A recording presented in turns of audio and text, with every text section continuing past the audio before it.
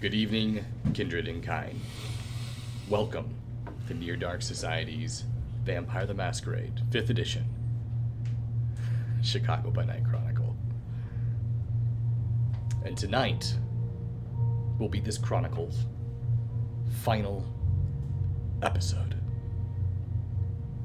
titled Goodnight, Chicago.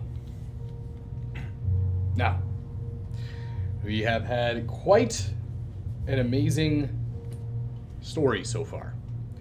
Lots of ups, lots of downs, lots of twists and turns. Notorious villains, ruthless antagonists, unsuspecting allies, and unlikely friendships.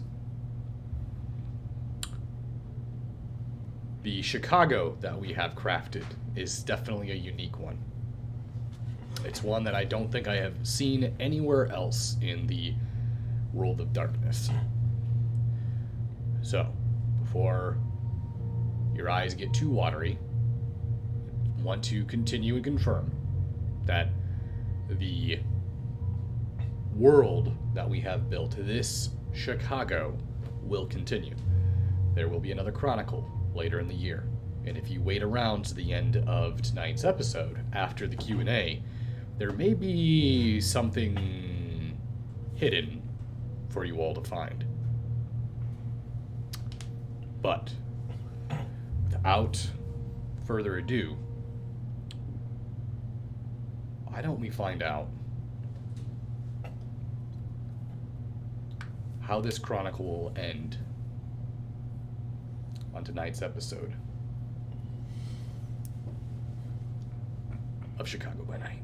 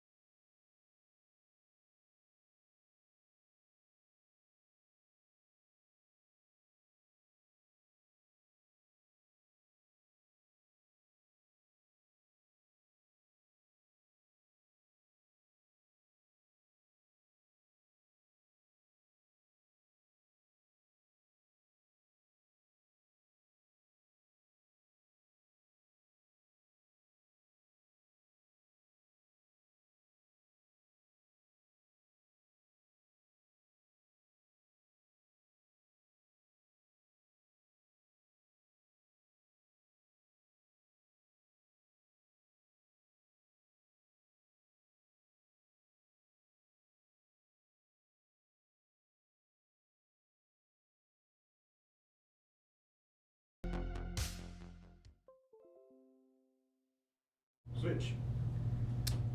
Why don't we go around the table, introduce ourselves to our vampires for tonight, one final time. Dr. Erwin Ruth, Clan Tremere. Marilyn Alcott, Clan Malkavian. Alexander Kaminsky, Clan La Sombra. Memphis Piper, Clan Torador. And I'll be your storyteller for tonight, Quentin. We last left off. It was a rather jarring, shocking moment. As within Alistair's home, within the manor, a phone call on Alistair's very antique landline that no one has anymore. On the other end, a familiar voice. Kaido. Alistair's first and only childer. His adopted childer. I was here first. Cover your ears, Memphis. Oh my god. Wow. So, the sound of a rather violent outcome could be heard over the line before it went dead. Alistair dropped the phone, barely able to take in the possible outcomes. But now set before you is Club Oroboros. The location where you know the Valkyries have taken Kaido. There's a heavy pause in the air before Alistair, without words, begins to ascend his staircase and disappear from view.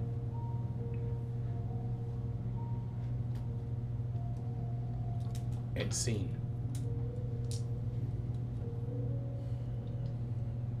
We're all gonna follow him, right? Yeah, I think we should follow him. Sooner the better. You don't think Kaido is... Little I've experienced with him, one of the strongest people I've ever met. Can only be optimistic. It's not necessarily my thing, but I don't think it's gonna be good. no. And I'm kind of afraid to look.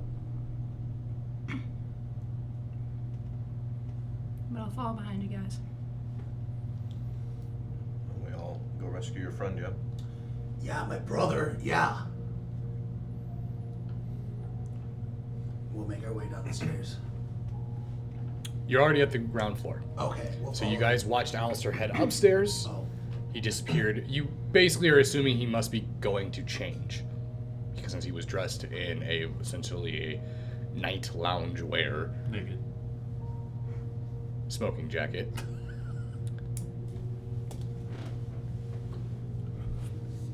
Within a short few minutes, if no one follows, Alistair returns. He is dressed clean. A black turtleneck, black blazer, black slacks and shoes. And there's one thing that you watch him put on as he gets ready to come down the stairs.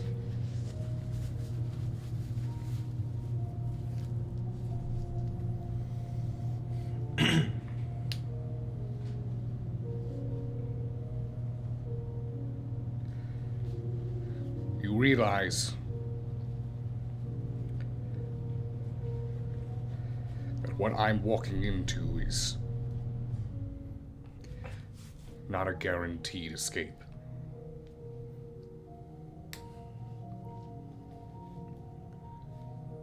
not our first time. If these warriors are anything that I have heard them to be,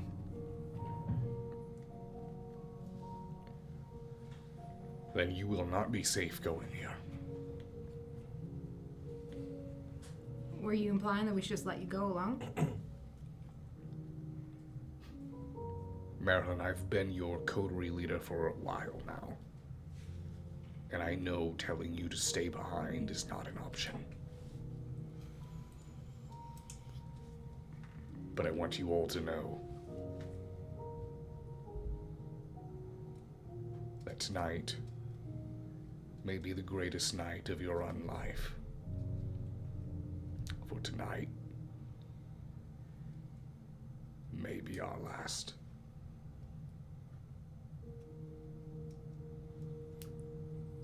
I'll be in the Wraith. And you watch as he picks up what appears to be a rather large suitcase. You watch him walk down the foyer towards the garage. I know he's not taking this well, I'm sure, but I feel like we've faced worse things than a couple of hunters, right? It's got Alistair spooked. Seems to have him more angry than anything. Well, let's hope. Let's hope it's his anger. I'll start making my way to the Wraith. As you guys make your way, you guys hear the The bazooka. It's locked. In the vault. It is in the vault. I don't have access to.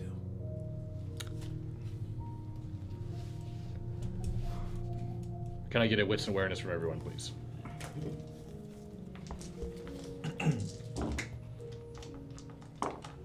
Four.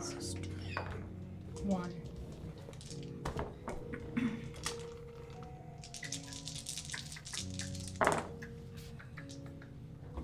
Two.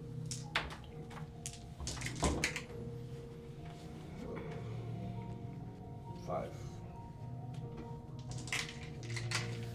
The slight sound of a vibrating phone can be heard on the coffee table. Seems as though Alistair did not pick up his phone after he went upstairs after receiving the phone call. Appears there is a call coming in. Of course, the name is not listed, but you do see the phone number. It is a local number. Do we all see this? Anyone who got over 3. I'm just staring at the ceiling. Just me, I think, then, right? No, I did too. Oh, you did? Yeah. Okay. Do you see his phone's ringing? I think. Yeah, you want me to grab it? Yeah, better you grab it than me. Alright. Just in I'll case. answer it. Oh, that's not We what I can meant. pretend. Hello? Hey, this isn't Alistair. Hey, it's Bard. Where's Al? Getting ready to go headfirst into trouble. Minor peek. That's right behind. Hey, I just wanted to call and give you a heads up. I don't know what's going on, but Ulysses is... He's on a rampage right now. I think the Guru are about ready to make a move. Right now. Now, I haven't really told anyone in Chicago, but I know what Alistair is. It's not something that should even exist. If there really is a... God, I can't believe it. What is it?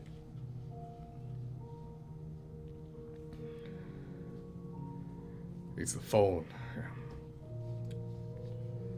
It's a fairy tale. It's... You remember Hope, right? Right. Hope was a type of fairy tale. Something that shouldn't exist, or we didn't believe could exist. Well, what is Alistair then? I think he's the fallen wolf of Gaia. What is that? Is he a werewolf? No, not quite. Just kinfolk, but listen, I can't talk. They're starting to assemble. Memphis, be safe out there. If you're going out in the city, just be safe. Phone hangs up. Is everything okay? That's Bard. Who's Bard? Is that bad? He's a guru friend. He says Ulysses is on the move. He's acting wild. What is that supposed to mean? I don't know, but he told me to be safe. He also said Alistair is a fairy tale to him, the fallen of Gaia. What? A what? The fallen of Gaia. Listen, maybe we should go to Wraith and tell him all this. Yeah. Yeah, he's probably ready to go. So, head to the Wraith. As you make your way out to the Wraith, you see Alistair is sitting in there, waiting. And as you all approach, you hear the car start. The garage door is open. Shotgun. Damn it. That was your last chance. What was my last one? Get in. Yeah, we get in. As you get in, Alistair is silent. Alistair, I just received a call from Bard. He said Ulysses is acting wild and he's making his move now. He told us to be safe. What does that even mean? It would be tonight. Makes sense. Is there an attack? Are they gonna attack? No. It's a full moon. You feel the inertia of the car jerk as he begins to peel out. The rubber burns, screeches down the driveway, past the gates, makes its way towards Chicago. Along the way, Alistair speaks up. We're going to Club Oroboros. I'm going to deal with whoever has Kaido or what's left of him. Afterwards, we can worry about Ulysses and the Guru. That makes sense. What's the plan when we get there? I'm unfamiliar with the club. I've received multiple emails and invitations to it over the past months, but I have ignored them. Does anyone know exactly what this place is? Well, so I mean- never a club guy. We can use the Googles to look at it. The docket. The docket, it might be in there. Docket? Yeah, the one we got from Rodrigo. Oh, dossier. I think I gave it to Alistair. Did you say Rodrigo? Yes. Nos? Yep, yeah. Shreknet. Ah. He didn't mention anything about me, did he? No. Do you know him? Son of a bitch. All he said was he wanted to get off the red list. Or the black list. Whichever He's the one. asshole who filmed the first Camarilla. Captain Camarilla. Oh. Dumbass. He's a celebrity. He is not a celebrity. He is a wanted criminal. Well, Well, at least you didn't promise him anything too extravagant, right? I'm assuming for the information. red list. He wants to get off of it. Yeah. Ha, fat chance. I don't think anyone involved with Shreknet's getting off the red list anytime in the next century. Well, he did kind of. He's trying to save the city. That's got to be worth something. Out of his own kindness of his heart, I'm sure. Well, no, the red list. again. Yeah, but Right. also the kindness of his heart. Yeah. Oh, And he said Chicago, he doesn't want. It was an accident. Shreknet was never supposed to do that. right. He's a good guy. I told them. I told the whole group of them. I said, what if in the future there's some sort of mass media transit that can just deliver information Hey, over? let's just calm down. Let's just relax. Maybe right now we should be thinking about what we're gonna do when we get to the club. You're right. You're right. Right. What do we exactly know about the Valkyries themselves? They are borderline Methuselahs, if not Methuselahs themselves. Ah. Oh, What does that mean? so not kind. No, They're really strong, absolutely yeah. not. Right. How many? At least 3 of them. So we'll take one, you take the other 2? Well, no, Tyrus probably got one of them down, so they're down to 2. Tyrus did. Tyrus square came off back? one Yeah. Yeah, From Seattle. he came back for a little bit. with a vengeance. Yeah, All right.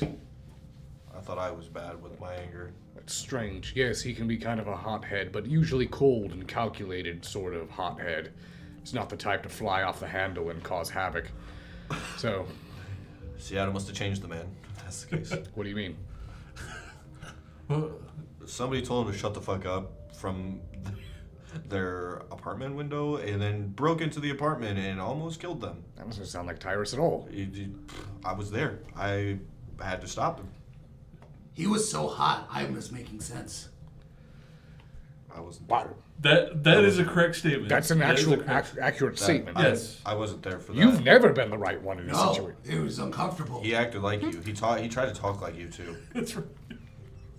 Yeah, I think he we does know it it's when he- serious when he does that. Yeah, he got panicked and then started talking like you. I Hear my assume. serious voice. Maybe Tyrus was just having a bad night. Maybe he was hungry. I don't know. Strange. Either way, I suppose if that is your intentions, if you want to help me with this, then I can try to focus my attention on 2 of them, and you all can hold yourself against one on their own. I mean, how bad can it be? These are battle-trained warriors that I'm have trying to be spent- optimistic. Don't ruin it. Hey, and we're plenty trained in battle. We've seen more action than some.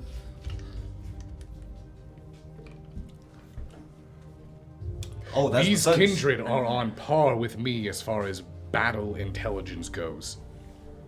If you even remotely think that you are going to outwit them in a strategic combat situation, you are going to die permanently. You know what we could use is maybe a moon laser. What the fuck are you talking about? The Nazi moon lasers. We know they exist. We know that you know they exist specifically. And we And know you even have if they one. did still exist, there's none here. So they do exist. I don't have any. I bet you it's installed in the Wraith. Okay. okay. I went to Nazi Germany and I saw moon lasers. I was there. Can we... Okay, you're right. We need to be more realistic. It's not too late. We can turn around and get the bazooka. It's true. And there's a tank. There is a tank. There is a And my tank. sword. And there's a sword. Let's Freckles. see Yes, how... I'm fully aware of your... of Freckles. Maybe I can get hold of Audrey, see if she'll do some archfey stuff. You know, make it real crazy. Ooh, This is what about true. the wizard one? This is true. Oh yeah, there's also the mage. I like to see them There's try to the pick up a mage. tank. See, we picked up a lot of friends. That's where we're gonna beat them. We got a lot of friends in concerning and nonsensical places. Yes. Could even try Satan. We do know Satan. We don't know Satan. But we met him. It's been already established that you were being deceived. That wasn't Satan. But to us, you it know was. No, Well, what if we get fake Satan to help us? it wasn't fake. Archer Roth is not someone we want to be helping us. You made a deal with a fucking demon, Memphis. Is Mr. All of you did. Okay, but we can make a deal again. I didn't. I just want to. It's your turn. You are not even. I do You not are want to falling hear it from apart. you. You have to take one for the team now. It's your turn to make a deal with the demon. Get us I out feel of like this. I made Yeah, something. call Archer. We got a fresh one. You call Archer. I'm pulling this card. I don't know who Archer is, Alistair. I swear to God. Maybe This Mr. is the first time I've heard the name. Maybe Mr. Tepesh is around. Vlad is not in the country. But I've already made a call. Someone will be arriving that is significantly going to help our odds. Who? If you want to call Audrey, then please be my guest. I'm not calling her. Someone else has to do it. Then why'd you offer? Because I can give you her number and you can do it. I'm For not the begging. love of Cain. Marilyn, There are 3 other people in the put car. the 4 or 5 for petty, you. put the petty squabbling aside No. and think of Kaido. Oh, you just had to go there with it. She's much more likely to listen to you than Oh, she the hates one that me. tried to sleep with her. Well. Someone she doesn't know. She did save my life, though. And I'm pretty sure she doesn't like Erwin. Why would anyone not like Erwin? He is so There lovable. are many people in Chicago who Aside from the specifically Chantry. told me they don't like him. The Chantry doesn't count. I didn't do anything. That's the problem. I'm You pretty don't sure- do so much that everyone is suspicious of you. Okay, alright. I know one person who doesn't like you, and that's the Black Knight. He keeps breaking your cars. Yes, he does. That's Memphis. We've established this. Wait, that was a joke, Wait, wasn't it? I don't. Yeah, yes, it was. I know the Black Knight, but I'm not. you know? Memphis. Using my old phone. Oh yeah. I have a new phone. I don't know. I if we don't have her number anymore. And you Oh, we can can't. damn well bet I didn't. Oh, Amelia would know it. Could you? Don't look at me when I do this. Okay. I'm ashamed. Okay. I'm gonna text Amelia. Okay. Can I get Audrey's number, please? Ask how Jekyll's doing. No. You're disgusting. Shower's disgusting. You get a I call. was in the shower. Not with them. You get a call from Amelia shortly after the text goes through. Hey. Hey, you need Audrey's number? Yeah, I was hoping you could just text it to me. Well, she's actually she's here now. So, Okay. do you want to just me to put her on the phone? Yeah, that'd be great. Okay, 1 second. Thanks. Everybody cover your ears. This is a terrible situation for me.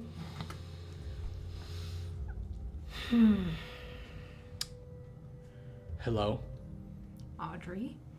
Marilyn. You got any plans tonight, by chance? I did. Alright. Why is it past tense? You don't have plans now? Because it sounds like you're about ready to ask me to do something that I'll feel obligated to do because everything you did with my dad and whatever. You have a good point. Alright, I feel better about this predicament now. We kind of need your help dealing with some, I don't know if you know this word, Methuselahs. Do you know that I word? don't. Methuselahs. Does that sound familiar? Okay, all right. So you got some Medusas or something. Close enough. All right. The three of them, about. At the Club Oroboros. They might have offed one of my friends. Are these people dangerous? Well, Alistair's scared, so there had been predicaments going around that none of us are gonna make it out. Where's it at? Oroboros Club? I'll send something scary. That could be anything for her. She said she's gonna send something scary. I don't know what that means. Well, thanks for trying. Is that the one that was with Jekyll in the shower? No, that's Amelia. I'm Why? Are we all gonna talk about this until we die in the next hour? Does everyone keep talking about the shower? You know, I mean, as long as I'm you're happy, only going right? to talk about it because I haven't had a lot of time. I don't even want to remember. know about the shower. I don't know what you It all was- talking about. It was used. It was more than just a shower. Showers are supposed to be used, It correct? was Tell that to used- Marilyn. It was never used. It was used in an Alistair way. To wash your skin? The other Oh. way. When you have someone else with you. Oh, it was used for fornication. Yeah. Yes, they had sex in her shower. Oh, what's wrong with that? I don't want to talk about it anymore. I'm over it. I'm I over this assumed you- conversation. I just assumed And everyone you'd be just so- saying, oh, I don't know what's wrong with it. The amount of smut you have in your room, Marilyn. That's different. Okay.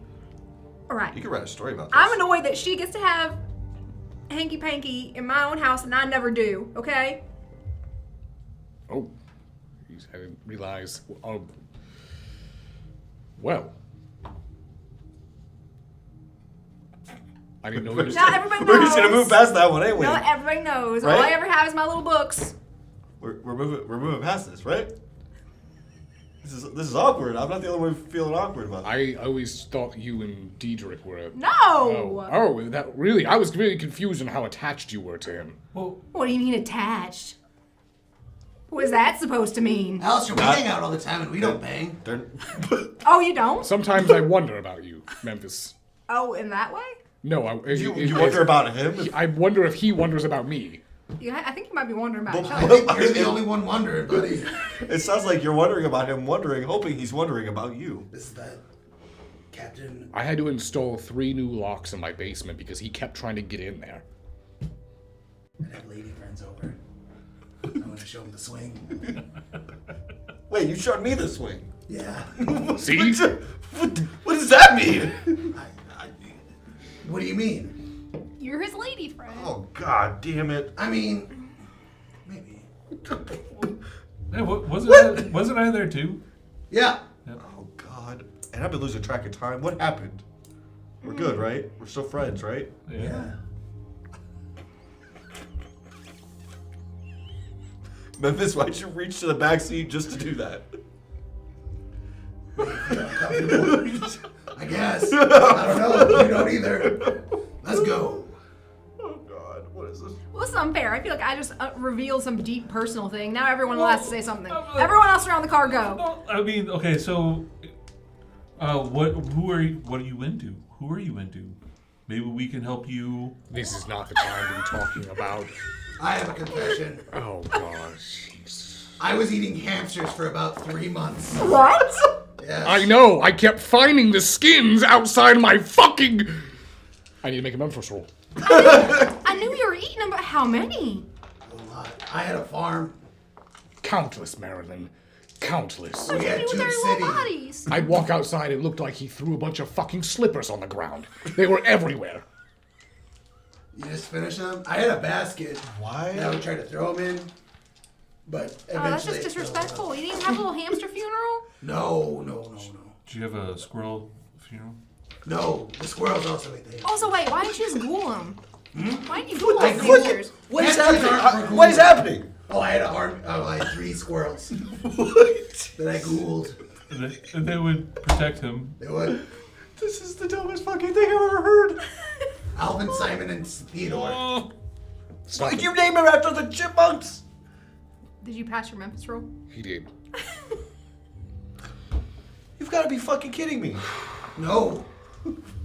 We didn't judge Maryland. Why are we judging Memphis now? Sometimes I thought I missed this. Hers was normal. What do you mean we're not judging her? Hers is normal. So Yeah. was mine. Just a normal virgin story, that's all. Fine.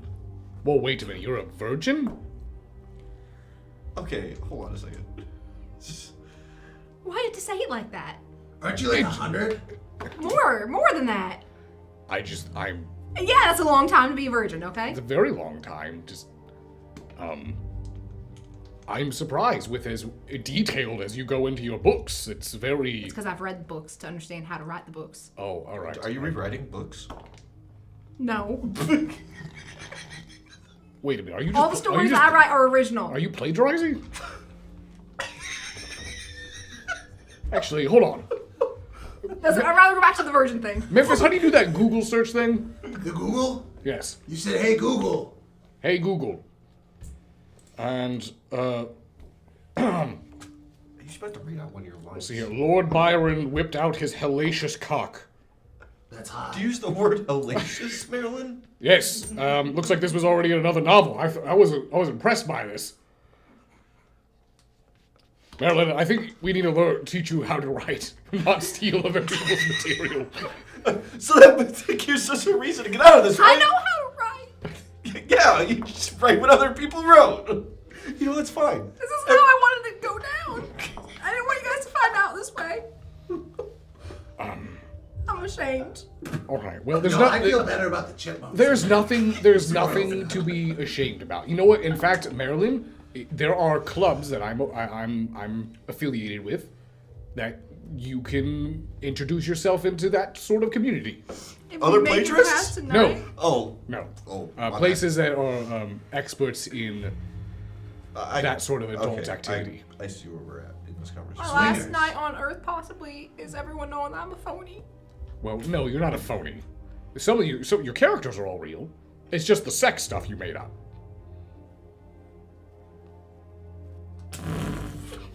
Somehow you made that sound worse. Is that worse? I feel like that's worse. I wasn't trying to make that worse. In fact, I'm actually very impressed by the character. I don't want to talk about it anymore. Oh, all right. Let's just talk about how we're gonna die walking into our doom. I'd rather talk about that. Well, number 1, I'm gonna live forever. Catchphrase. Number 2, I've been walking on eggshells for like the last 2 months. It's great. About that.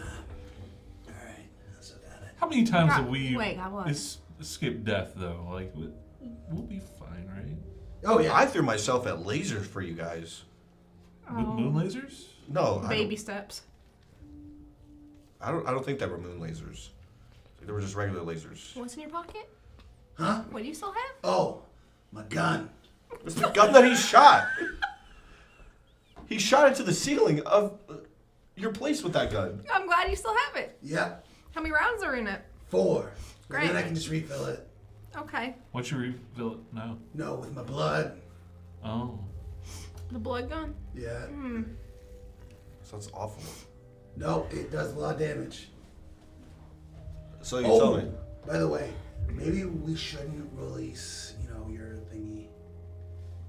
In there. I don't do that in public. No, I'm talking about the black guy. I know what you're talking about, but why did you say it like that? I'm just saying, last time he tried to kill everything, including us. It's a shadow guy. I don't know. Also, Audrey already said she's sending something scary, so I don't think you're gonna have to worry about being scary too, unless you want to double down on scary. I mean, I don't know what I'm exactly getting myself into. I've been trying to not worry about that since I got out of the sewer. Thanks again for letting me get into a sewer. I appreciate that. Is your other... Oh, Slop yeah. and Excalibur. They're with you right now? I'm pretty sure they're always with me. They are me. I think that's been established. It has been, yeah. Alistair, there's 2 other passengers in this car. What? Slop and Excalibur. I birthed them. Right? We're right? Slop and Excalibur. gonna skip that. We're gonna skip it. What we're all trying to say, You in can say summary, hi. is you're in good hands tonight. Say hi to Alistair. Valkyries aren't looking so bad anymore. You You know what? We'll take 2 of them. You take 1. You notice that he watches Slop can barely raise himself out of your shadow before he falls back in. Is it supposed to do that? I've had it for like a day. I honestly, I don't know. I mean, technically, I've had it my entire life. Do they have I a think. short lifespan, or... I don't know. Isn't that your humanity? Yeah, something like that. But also, that guy got whatever he needed. Mr. Ox, he got whatever he needed, so maybe he did something. I don't know. I have no idea. Oh, that's right. Yeah. Oh, your curse is broken. I Now I don't have to doubt shoot that. you. You were gonna shoot me anyway? It's the backup plane. The rabbits, Lenny. I hate what you just fucking did. I hate that you just referenced stuff Do like we have that any like that. other allies that we need to get in contact before we get there? I just called mine. I don't really. Do you have any allies, Erwin, that we are unaware of? I haven't heard from Sam or that Wally guy for a while. What about Detective Hakata, Memphis? Oh, Detective Hakata. I forgot Yeah. about him. Or the Detective Hakata Senior, the new detective is not Hakata, the mage one, the Detective Hakata mage. What about that one? Again, that would probably have to go through Amelia. Yeah. I also don't have Hakata's number anymore because new phone. Sorry, guys. That was my fault. I made them get new phones. That's fine. The moment, what caused it, not fine, but yeah, we're just gonna. Regardless of how things end tonight,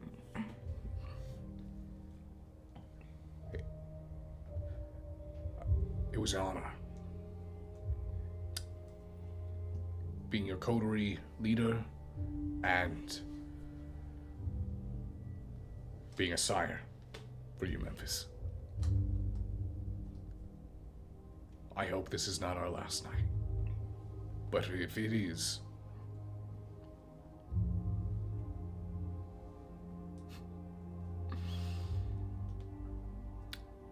well, I could have asked for a lot better, but I wouldn't want anything better. I'd want all of you. Was that accomplice hole? It was. Alright. Also, did that include me? By proxy, yeah. Nice. You were right, by the way, about the conversation that we had. There's a lot of fucked up shit happening to me, and I don't know how long I'm gonna last, so let's go out with a bang. I learned a lot of things from Vlad over the last year. You look at the world differently after that. And I can see things on you that are unnatural. You yourself are a step already on the other side. Yeah, I feel it every day. Try to be optimistic. Vlad is his husband. Vlad is not my husband. He's a friend. He's shy about it. They went on a honeymoon. That's where Alistair's been. Now, let's get to work. And with that, you drive all the way to Club Oroboros. It's a rather ritzy club, and it is definitely not a ground entrance. As you approach, it is in a pretty impressive looking building. It's probably about somewhere close to 50 stories tall. And you can see that there appears to be a sign outside that says Club Oroboros, and then there's like an LED strip around the top of this the skyscraper where you can see a snake wrapping itself around the tower and then biting its own tail. This flashes intermittently with other advertisements and other events that are being held. Seems like the building is used for possible events. Obviously it has multiple functions other than just this club.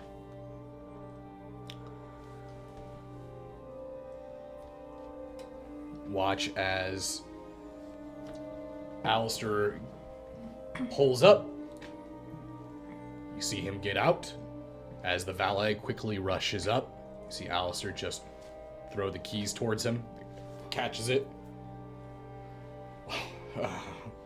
Any services to be done to this, sir? Nope. Take it.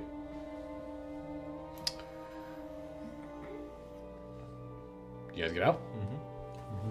Quickly follow behind, I imagine. And as you get out, you walk up to the front door. You notice that there is a two armed security guards that are standing outside. So they see you all approach, and they immediately put their hand up. I'm sorry, this is a private club. You have to have a invitation to enter. Are you someone who's on the list?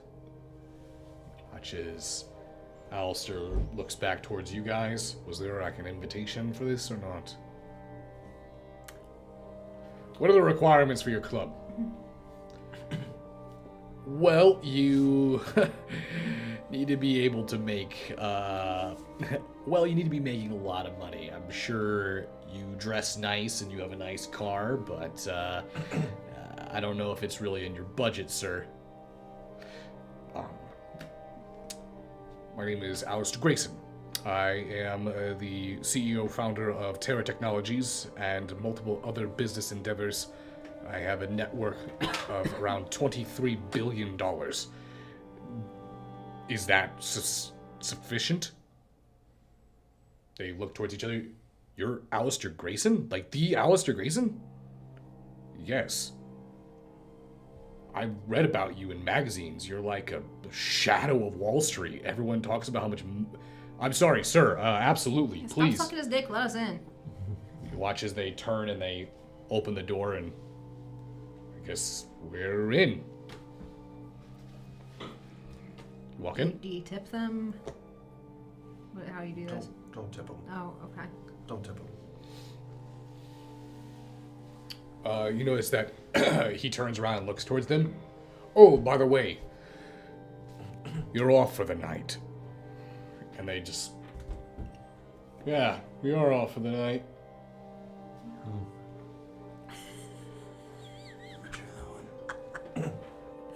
breakfast and everything. You watch as Alistair turns around, and as you enter into the building, it is quite extravagant. The bottom floor is apparently a restaurant. You can see there's already patrons and everything currently inside of the... Give me a wits and awareness. Nothing. It'd be like that sometimes. It'd be like that often.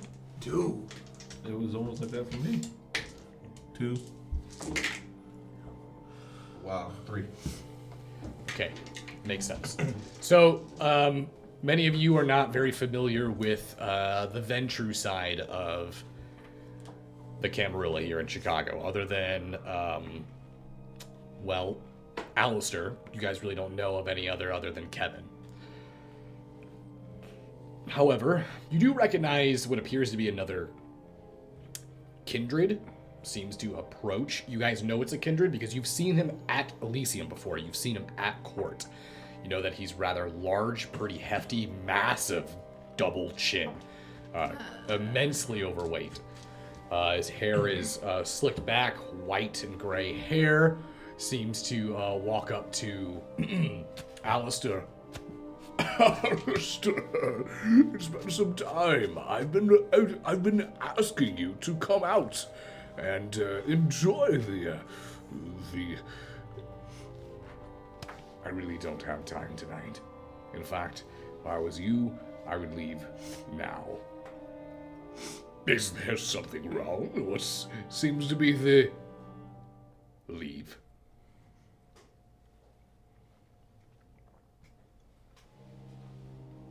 Gentlemen, I think we should partake and vacate for tonight. Perhaps come back another time. Watch as his little group of individuals get up and you see them walk out. See him make his way over to the elevator where there's apparently another type of like a bellhop, essentially. Someone that's gonna ride the elevator with you. Floor, sir? Where is the penthouse? Where's Club Oroboros? Whatever floor that's on. Take me there. Of course, sir.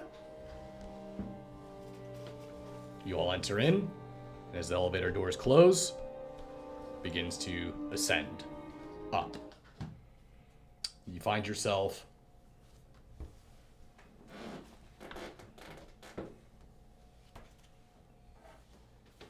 on the 50th floor.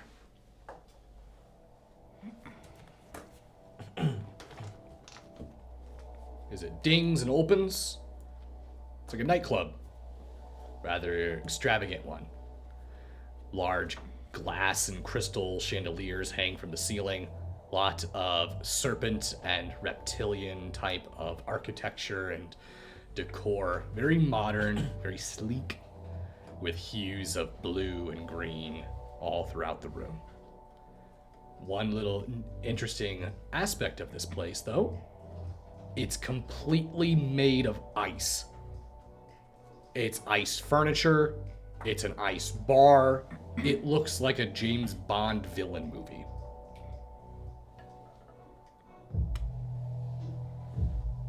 Who would decorate like this? Do you have to change the furniture every single day, do you think? I imagine it would melt, right? The electric bill. I've never seen a place like this before. Interesting. Well, Where do we go from here? I don't think anybody here has been here before. does it look like anyone's in the club? Oh yeah, there's appear to be kind and people in there, but it's not like a club what you would expect for like dancing. It's like a socialites club, so it's a lot of people dressed in probably $100,000 outfits, drinking extremely expensive liqueurs and talking basically who has the bigger bank account. It's a very stuffy place, just with dance music being played. So do we look for a back storage area or private rooms? Where do we start? I think they already know we're here. You see Alistair point up. You can see up above the entire area, there's like a VIP room, and you can see that at least one of the individuals you recognize that had the encounter with Tyrus is up there. And then you also see that the individual that approached you at court at the beginning of the season, the Anna Stromberg, Brickholm approached you. She is also up there. There appears to be a third one who appears to be blonde, huge, like braided hair pulled back. Each one of them is dressed very much unorthodox for this location. They are not in dresses or fancy clothes. They are wearing jeans and leather jackets and boots. And one of them is literally wearing like a sleeveless motorcycle shirt.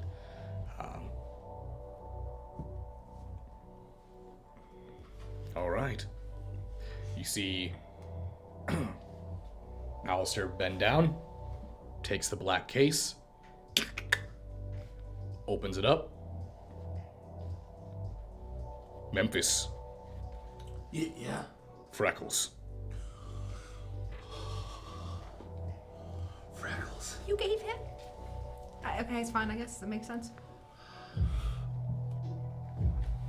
Oh yeah, we're in business. Be careful where you point that thing. For real? Alright, where's our stuff? Watch as Alistair reaches down into the case and he pulls up something you haven't seen before. Strange. It's like a little glass flask. It's filled with what looks like blood. This is for all of you. Take a sip. Nothing more. What is it? Is it ogre's blood? Throws it over towards you. Okay.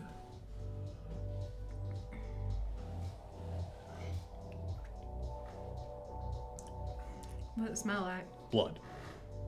Like normal blood? For what you can assume to be normal blood, yeah. Do I slake any hunger from that? Can I slake any hunger from that? Yes. In fact, you would slake, what hunger are you at? 3.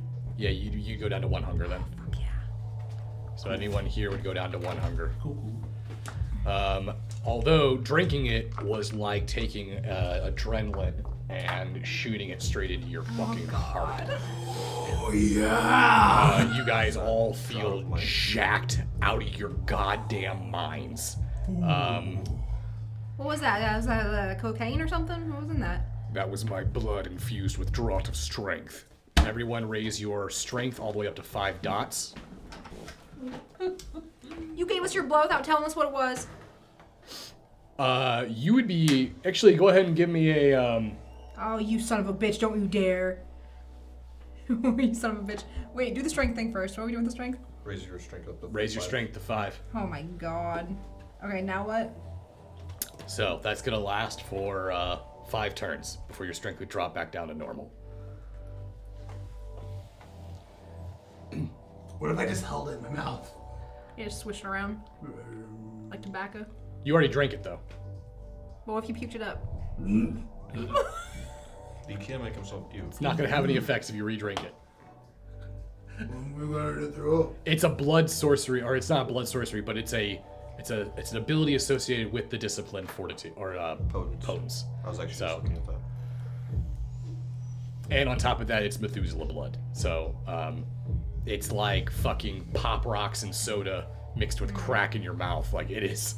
It is... My tongue is numb. My tummy hurts. So, as you guys absolutely start to froth and almost go berserk, I will need a will save, or wisdom, or willpower roll from everyone. Current willpower.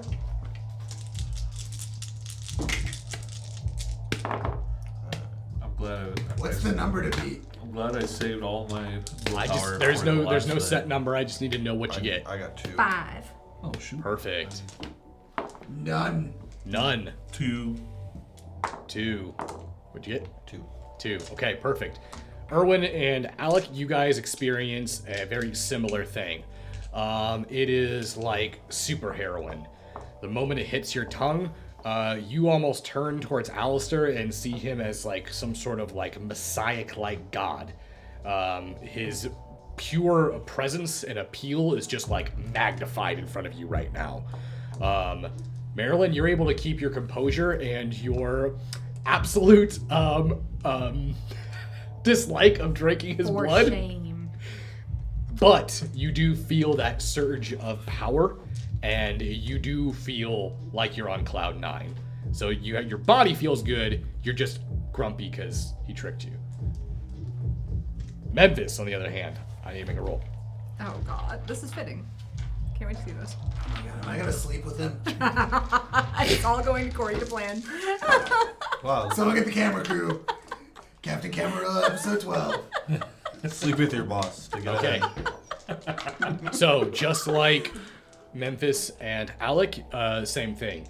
You see him as this messiah-like, basically deity of a kindred, to the point where you actually drop down onto the ground and begin to like lick his shoes and like worship him before you see him kind of like, Memphis, get up. No, get up. I'm not worthy. Get up. I'm not worthy. And You're after right, he you're not. grabs you by the neck, if you want to impress me, then act strong. And he points towards them. They're the enemies. They're the enemies. Oh my god. You watch as many of the patrons in the club begin to stop and kind of look at you guys like, what the fuck is happening? Because they just watched that. You see Alistair grabs a gun. You see as he raises up with a weapon and begins to absolutely just lay bullets into the chandeliers and the ice above, watching it all crash down into the area. Club's closed! Get the fuck out! And you watch as people begin to panic and run and make their way towards the fire escapes. As they burst out, everyone avoids the elevator. Pretty much all escaping from the both fire escapes on the back, is it northwest and the southeast. That was a little extreme. You watch as he throws the gun down. Just needed to clear the room. And you watch as the 3 Valkyries shatter through the glass and the ice and come crashing down onto the ground. And as they do, you see the floor break and crack. Is this it?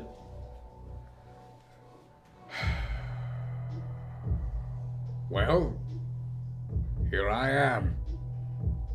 Where's Kaido? You watch as she, the one with the blonde braid, looks down.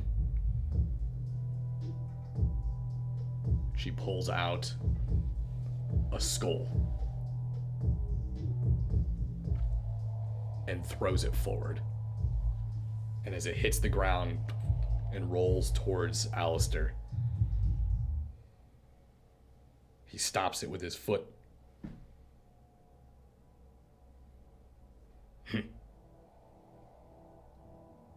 But you get a rise out of me.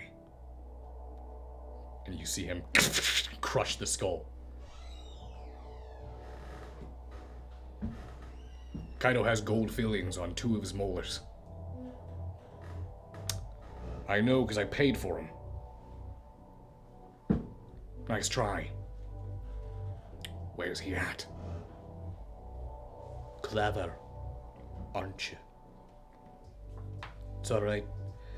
Soon you will die. And soon the old father will hang your pelt above his hall, and he will drink blood from his horn. Or maybe he will drink it from your skull. Good. I always like a challenge. Initiative. So, we're gonna need a static number here. I believe I was usually 5. first, if I'm not mistaken. was tied with somebody. I think Erwin and I are both 5. But Erwin was before me. What was the? I thought it was Dex and Resolve. I think mine's 8. Yeah, I think mine's 8 too. What was it again? Tech Jay, can we get the volume down a little bit? This is a little bit of an intense song. That's the theme song. We're working on his theme song. That's the start. Let us know if you like it. Okay, for this, it's just going to be resolve and composure, no dex. Keep in mind that he's an airplane. That is canon as of Then last 5 night. for me. Okay? 6. 5. 8. And then you go before me. Your resolve and composure is 4 and 4. Wait. Resolve and composure. No, it is 5. Okay. Why do I have it written down as 8? So, Memphis. You tried cheating. That might be for for your initiative. Okay, and then what's your guys' dex scores? -3. 2. 3. Okay, so Marilyn's last. Always last. So, okay, Erwin first. You know what I'm doing.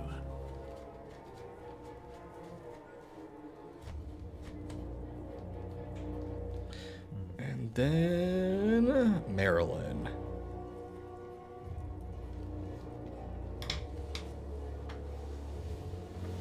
Okay.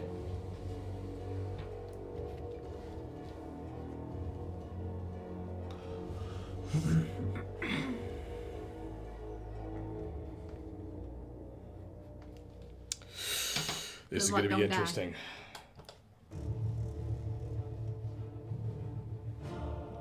You watch as Alistair cracks his neck, and you see him move forward in such speed that you didn't even watch him move. He just appeared behind one of the Valkyries.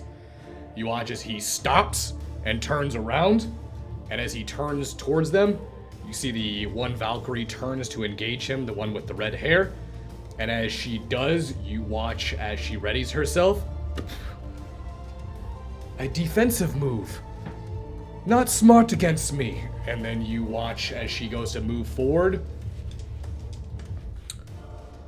Platerum. And as he activates his discipline, you watch as it almost echoes his movement a second time. And you watch as the force of the wind and energy he built up through the transfer slams into her like a wall. And it sends her flying across the room as he turns and re-engages in the combat. Go ahead and roll.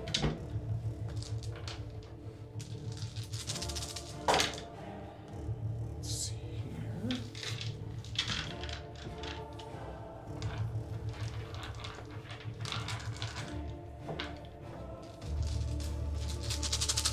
Oh, that's Morocco.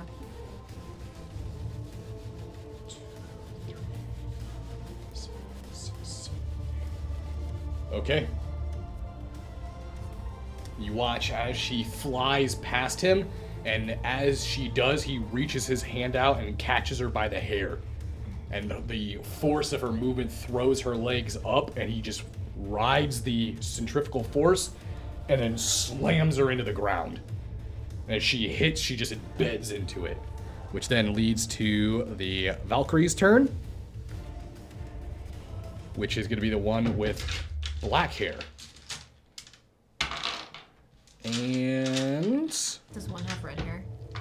one has red, one has black, one has blonde. We got a Powerpuff Girls thing going on here. That was the original concept. Because they were originally, actually, fun fact, since this is the last episode, I figure I could go ahead and tell you guys this. They were originally meant to be enemies in the roller derby and then reveal themselves as, yes. Powerpuff Girls. Yep. Gotcha. So, Does that make us the router? I need a roll between Memphis and Erwin, whoever's higher. 1 die. You make sure you use a D10.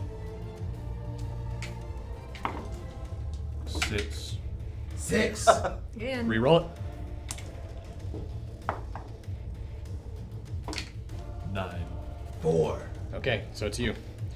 The one with black hair moves towards you, and you watch as she does. Oh, I didn't want to win. These are golf rules, baby. Oh crap! You watch as she moves towards you within her jacket. You watch as she drops, and you see 2 short swords unsheathed from her jacket.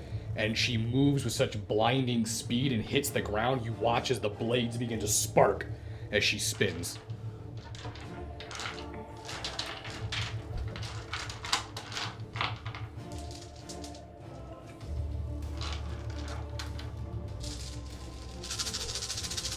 I died. Can I get a dex and athletics from you? Grant Irwin your strength. Good roll. Not the time to be rolling blanks. And we're gonna do a willpower.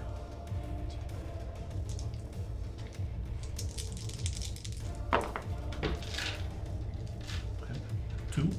13. She rolled. So barely Almost. Almost So- had it. This close. Did you take half of your health in a single blow? I don't. How much? Did you do 14 damage? Is that She did. She rolled 13. You got 2. okay? I guess so. Yeah. Okay. So this is what Is happens. it supernatural? Yes, it is. Okay. Yeah, I think it would be. So you watch as she spins towards you, those blades begin to glow with runes.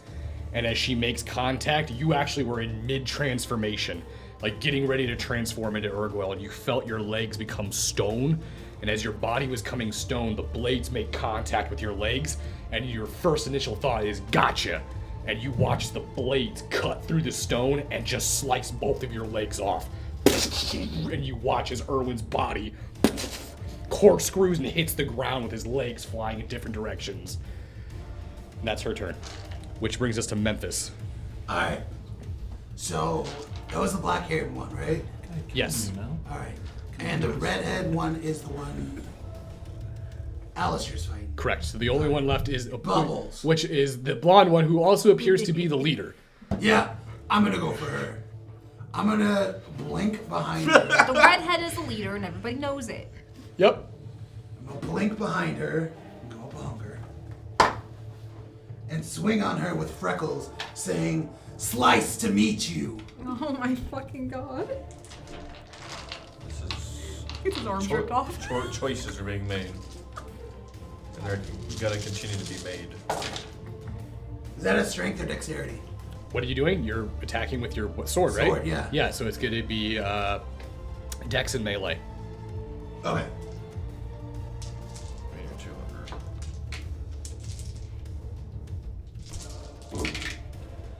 All right.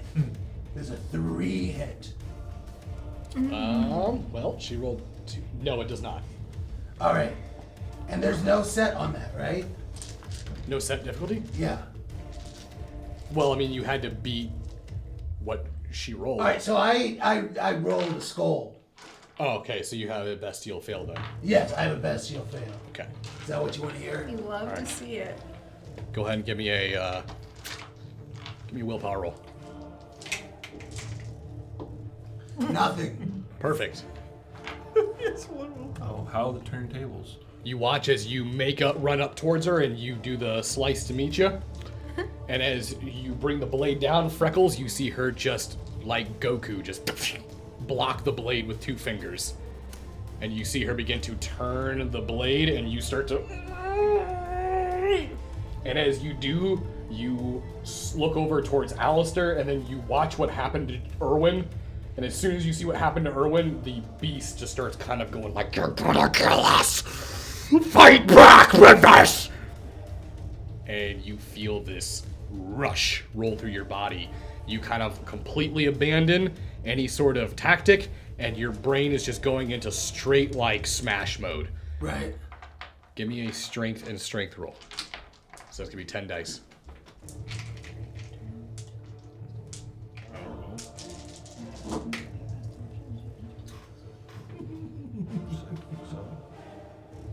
Just saying. 7. 7? Yeah. Okay. You manage to stop her from turning the blade, and you start to go into this deadlock. Your fangs pop, and you just go into full ugly vampire mode. Like you're just you're butt faced Lost Boys vampire right now. There go your chances with Alistair. Okay, that brings us to Redhead, who's going to... Blossom. Yeah, Blossom, sorry.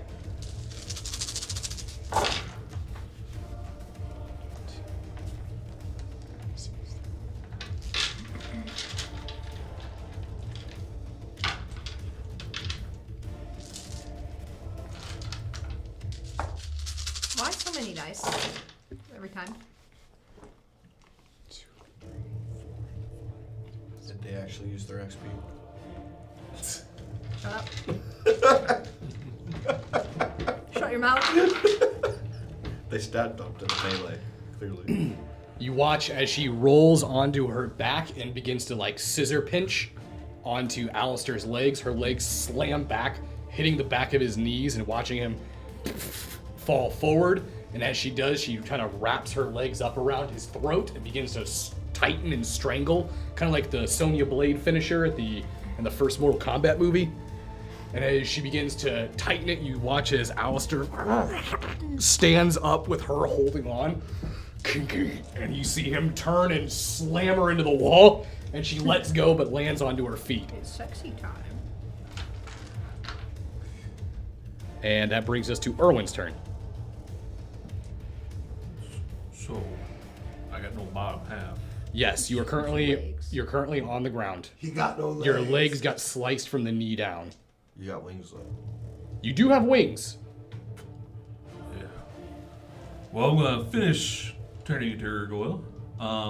And as you do, you watch as these massive, disgusting gargoyle feet explode out of his bloody stubs. And you see them, they look like T-Rex feet. Oh. And as they hit the ground, you watch as the Valkyrie who just fought you takes a step back. Abomination. It's your turn. Then, I'd like to activate prowess. Not prowess. Yeah, prowess. Prowess. Yes. I think that is that pass. Can't do anything after that. Yeah. Okay, and then I will try to Attack? swing at her. Now, when with your blood that we drank earlier, does that affect me at all as Urgoyle? Yeah. So I was already at 5. Oh, so you would go over. So you were at 5, and it gives you a basically temporary 5 dots. So yeah. Then I will swing at her. Yeah, because Oh yeah, I would actually. Am I on the ground still? Yeah. Kinda. Okay. I didn't Yeah. notice you. I like to kind of brace myself on my upper half, and then like donkey kick her out of a window. well, there's no windows. There's no like.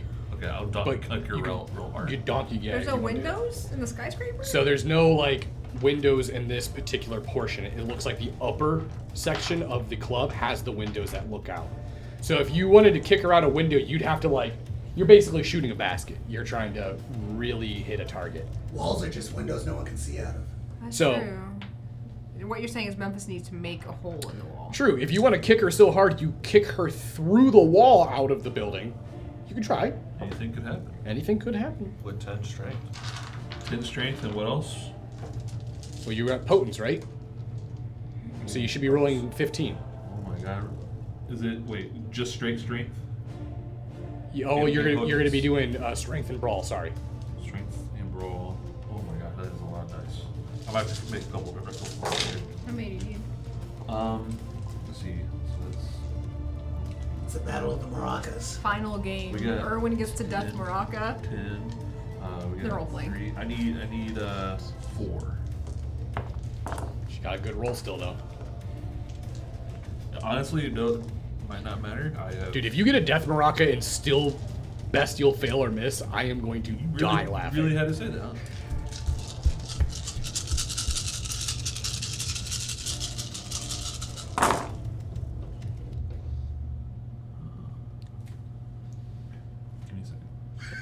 right. You got the power of owl flowing through your veins.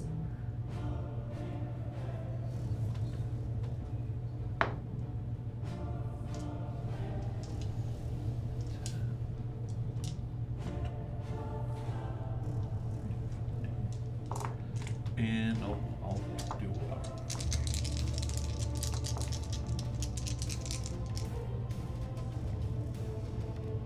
It's looking good. It's looking good. 16. Roll a 9. You crushed it. Perfect. So, that's... Thank you. Roll that damage Where's your here. one-liner?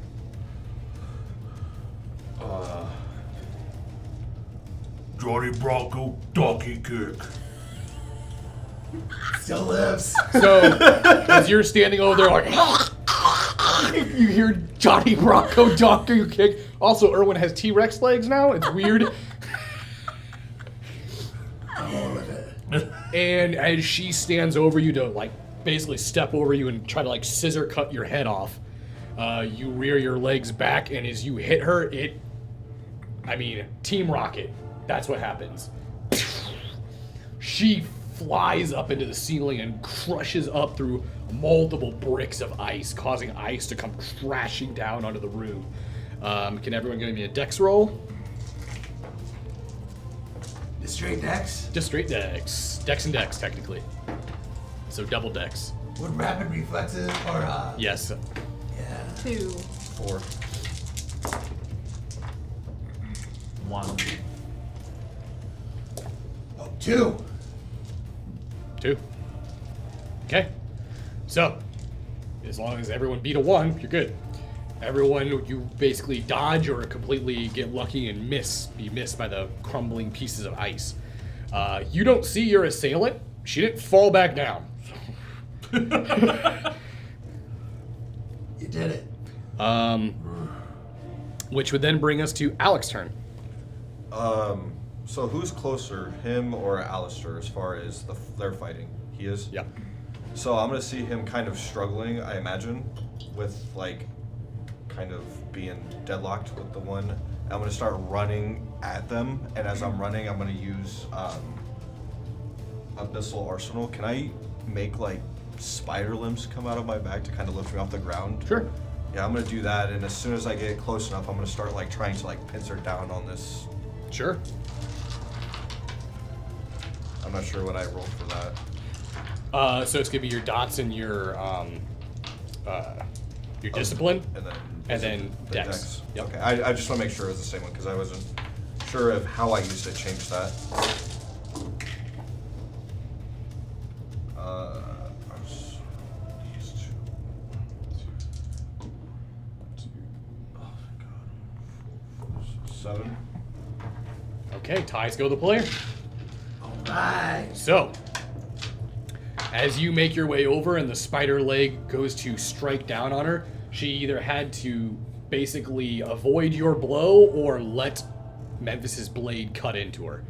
And she chose to let you basically get a free hit, and you see the massive spider leg puncture through her side as you pull the leg back out. Although she seems rather focused, like surprising. Like we're expecting like a scream of pain or something. Nothing. Just battle-hardened steel.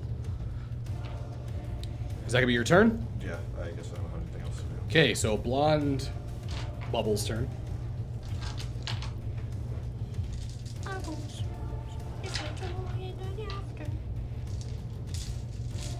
Can I get a dex and athletics from both of you? I'll be fast.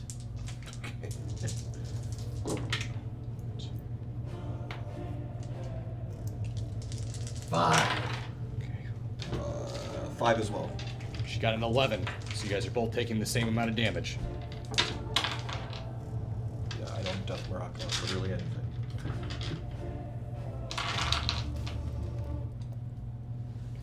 So, as you see that spider leg basically come down to stab into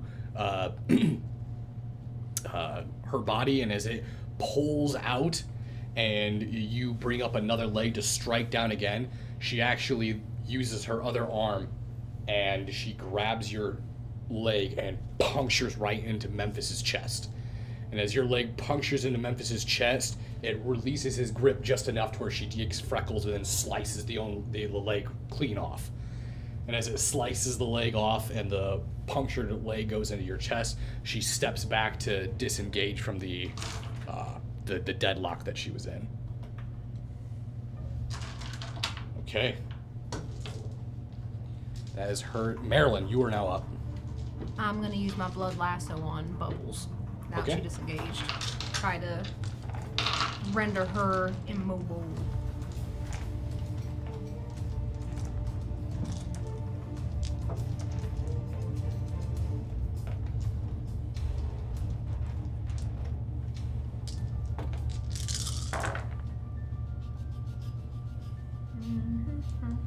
How many willpower you can reroll? 3? Up to 3? Yeah, up to 3. Non-hunger. Fucking God. 2. Come on, suck. 1, 2, 3, 4, 5. Yeah, she beat it. As you go to throw your lasso, it misses, and she's able to dodge out of the way. Now she's kind of getting triangulated between Alec, Memphis, and you, as you guys seem to close in on her. That was just your discipline use. You could still do basically an attack if you have an attack that you want to do.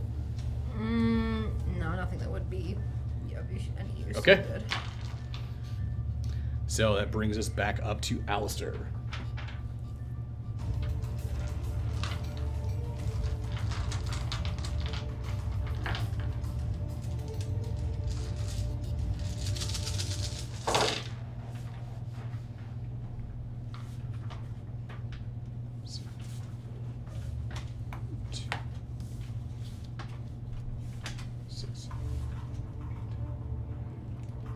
Alright.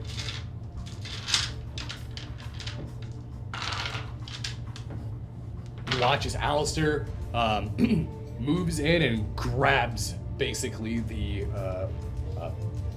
blossom by the throat, or Anna. And as he grabs her by the throat, he lifts her straight up from the air, and you see the elevator door light begin to glow as if something's coming up. And you watch as it hits the top, and you see the elevator door go ding.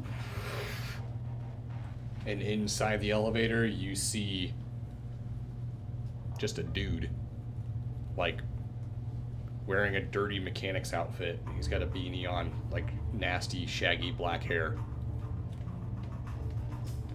And Alistair looks over towards the elevator, and as he does, you see this guy looking into the entire chaos that's unfolding in the room. Audrey sent me. And you see Alistair, have fun. And he launches her across the room. And you watch as she slams into the elevator, and this guy looks back and looks down. And you watch as the lights begin to flicker. And as they flicker inside, you see a human, but as the lights flicker, you watch as his form starts turning into this giant skeletal briar elk. Oh, Jesus. And you watch as the doors close, and you just hear the sound of rocking and shaking inside of the elevator. Thanks, Audrey. And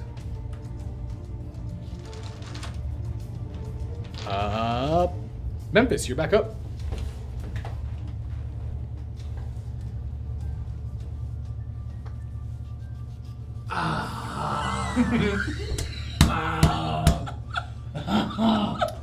What did you guys just do? This is happening. I'm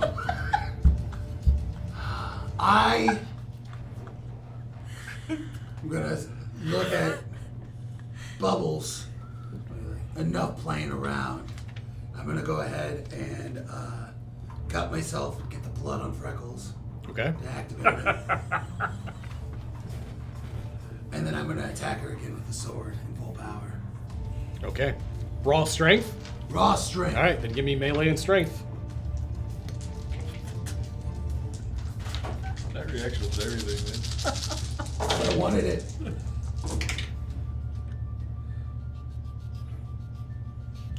Four. Hold on. 1, 2, 3, 4. Oh my fucking god, are you serious? It is an actual tie. Ah! And the ties Hold on, go hold to. on, hold on, let me The recount. ties 1, go 2, to. Who do the ties go to, Tell Gio? us. Who is it? Stop the count! Ties go to the player. Ah! What do? So you're gonna just make your cut? Yeah, well, I mean, of course. I don't know if you remember, Ties go to but me. a giant red blood snake, my sword turns into, and attacks her. So, you watch as Memphis brings Freckles up, and as he goes to strike, you watch as the sword blade begins to turn malleable, and as it turns into this red serpent, you see it lash out and strike against her. And as it does, you see her actually get thrown back and thrown against the ground. You know, she slides several feet before sliding up against a basically large ice couch. And as she does, you see her look down and look back towards you. You're dead. And you watch as she gets right back up. We all are, honey. Been dead for a Oopsie. while. Did you have a name for that move? Severe serpent slash. I like it. Yeah. All right. Wits and awareness, Alec. Oh.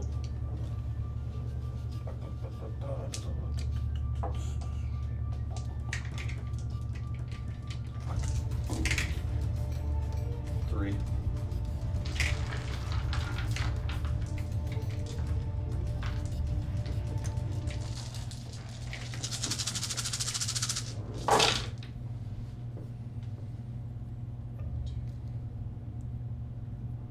You kind of passed 3, like. I can't do that. Oh, my bad. All right, so 7 points of damage to you, Alec, as the sound of ice on the ceiling begins to slowly crack and break away. Something almost translucent with like a shimmer of an image moves across the ceiling before you see it plummet and fall right on top of you. As it does, both blades shine and you see these runes glow as it double V crosses down your back and slices through your abyssal arsenal, and you watch your legs just get shut off, or your legs get cut completely off. The So, legs. was that half your damage in a single blow? Or half your health in a single blow? I only have 5 boxes of health, So and each- I have 4. So 7 would be cross, so... Yeah, so yeah, I'm at like half. Okay, so that would do it. As it slices you down, you feel your vision beginning to blur. You feel Leviathan. It's time. Relinquish control. Yes. Relinquish control. Give me a will save. Or willpower roll. Say no. Listen, it's already bad enough as it is. We don't need this. We don't need this. 2. What's your will? 4. Okay, so you're fighting, both of you and him will share will, and you guys are both fighting against each other. You got 2? Yeah. You got 3. Hi, Alec. You watch as Alec kind of seems to start screaming and start yelling to himself, as it looks like he is fighting something that is currently in his own mind. You now can see Leviathan outside of you. You can see him standing next to you and he's grabbing onto your body. It's like he's trying to consume you, and you're trying to hold him back. So you guys see him just like fighting off nothing. So that is going to bring us to Erwin's turn. Now is not the time to fight yourself, Alec. I like to I don't really have a choice. evaluate toughness.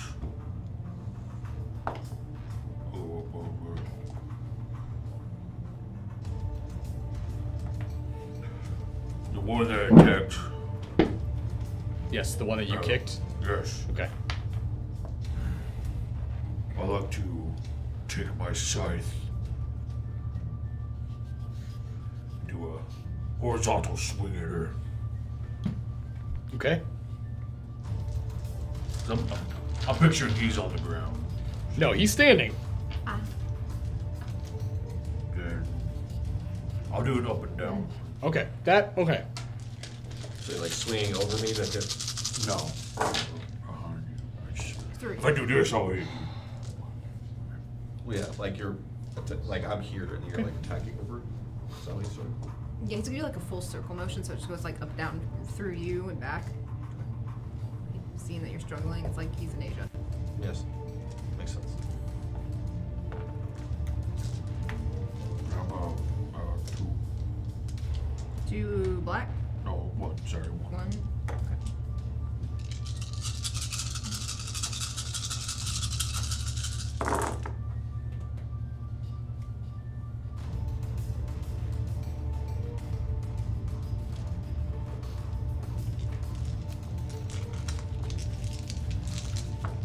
1.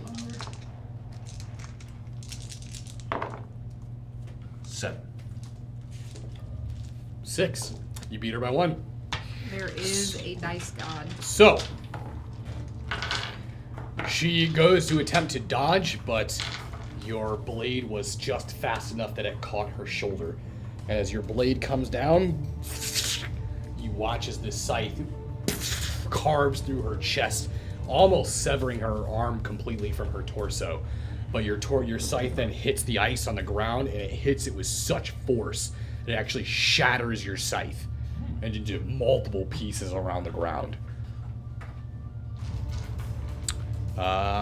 Which this will then bring us to Alec's turn. Alec, give me a willpower roll. Okay. 5. 2. Okay. Can I try to devour it again? Is that possible? Since it's trying to devour me, can I do the same to it? Sure. I'm gonna try to do that. Double dipping. Yeah, I'm So- double dipping. Like you're a part of me, not the other way around. And I'm gonna go. Sin. So you're gonna grab it and try to eat it? Yeah.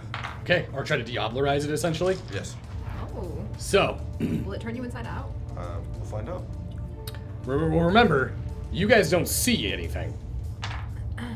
Okay. So as you grab onto it and you go to bite down into it, give me, I'm gonna need a few rolls. So we just need him biting down to the air. I'm gonna need a resolve. Yes, you guys see him bite into nothing. Give me a resolve and composure.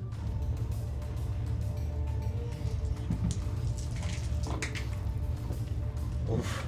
Willpower. Just 1. 2. 2. 2. Yeah.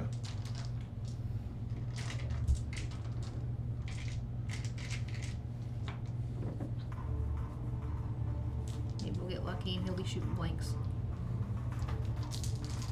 Botch it. And then can I get a willpower roll now?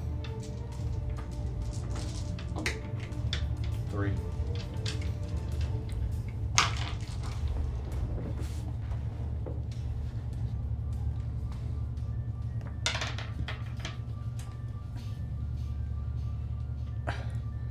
This is what happens. You go to bite down onto Leviathan. As you bite down into him, proclaiming that it is a part of you, not the other way around. You feel it begin to fight and struggle, and its strength is immense. It pulls you from its body.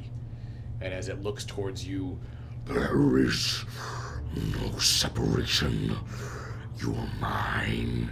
and its jaws open wide, and you watch as it comes crunching down, and part of your shadow moves out, and you see Excalibur get crunched down into the jaws of Leviathan, and as it's being devoured in.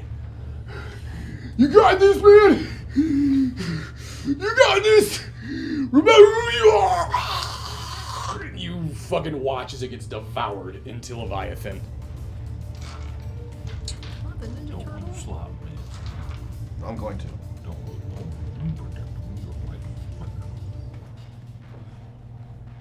You want to lose slop? No, I'm going to. My rolls are not good. I barely roll anything. So. R.I.P. slop.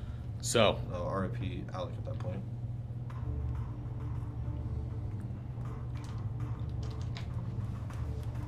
Memphis, I'm gonna need a Dex and Athletics from you. Please no. Wait, is it projectiles? No. Away we go. If you really think about it, isn't everything a projectile? I'm not following that one. Actually, I had a pretty good roll. You're gonna need a lot to beat this. Oh god. She's got 11. I got 2. And a 1 and 1 and 11 make 2. Ty's gonna play. Close. Ty's got a player. House rules. The math checks out. So, this is what happens. Okay. You watch as she gets up and looks towards you. She moves in with such force that her uppercut into your gut strikes you so hard that you actually expel your intestines. You puke your guts up out of your mouth, and you watch as basically Memphis, with this mouthful of entrails, hits the ground. As you try to start stuffing them back inside of you, you sort of fall over onto the ground, and you see her just whip her fist with your blood. You feel down and feel a hole in your stomach from the amount of force that she just delivered into your abdomen. Can I get a resolve and composure from you? Just act like it's spaghetti. Slurp it back up. You know there's 20 miles of intestines in every person? Yeah, you just threw it all up too. All of it? All Not 20 all, miles? not all 20 miles. I but mentioned Memphis has 20 good portion of it. 4. 4? Yeah. That's good. You maintain composure, and through your years of insanity with Alistair, puking your intestines up has not caught you off guard to the point where you were just watching him Kobayashi his guts back into his mouth. You see her walk over towards you, insistent little bug, and she brings her heel up. And as she goes to strike down on it, you see her foot just slam into your body. And as it crushes into her body, you watch as her leg snaps and breaks. And you see her rear back in pain as she hits the ground and her leg seems to be broken. You see she immediately goes to mend. Iron guts.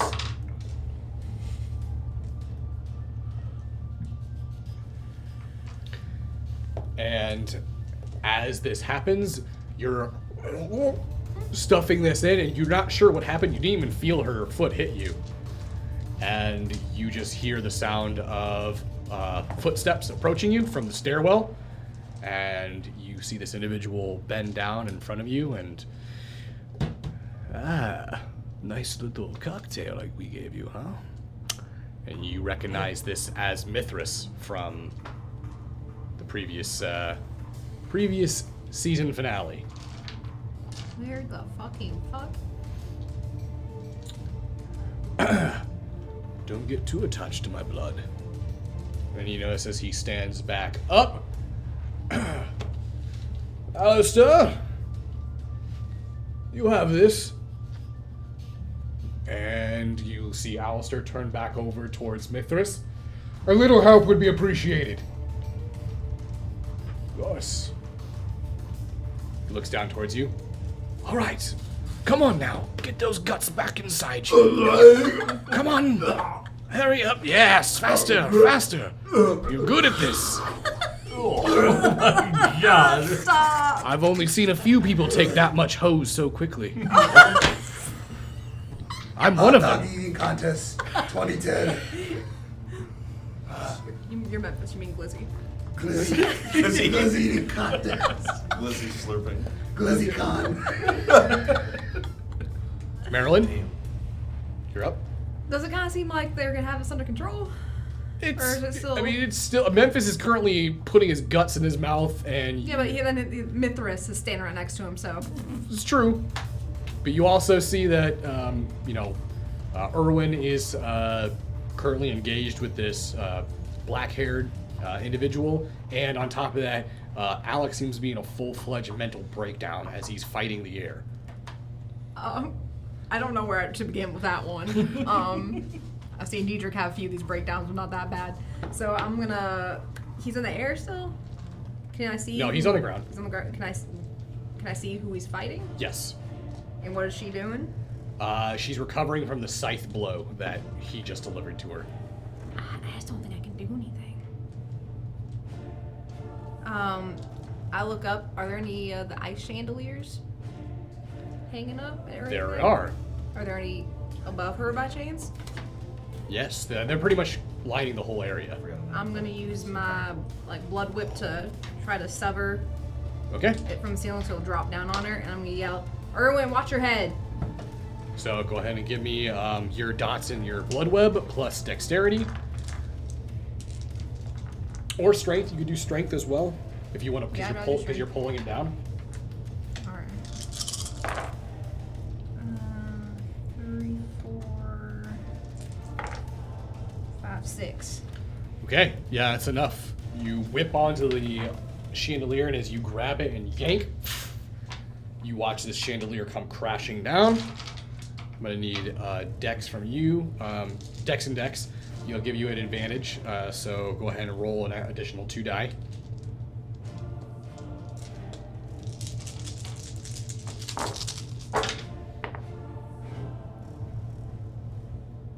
Three. Then, just not by the main mass of it. So you rolled 6, right? Mm-hmm. So take 3 damage, have it. So, but the rest of the chandelier comes crashing down on top of her, and as it does, you watch as the ice breaks and shatters into multiple pieces. Erwin takes a step back, and you watch as you see what appears to be blood begin to pool out from underneath the chandelier. You don't see any movement. Lap that shit up, Erwin. Lap that shit up. Fix your legs. That's it. Okay. Can I get a premonition roll from you? For why? For why?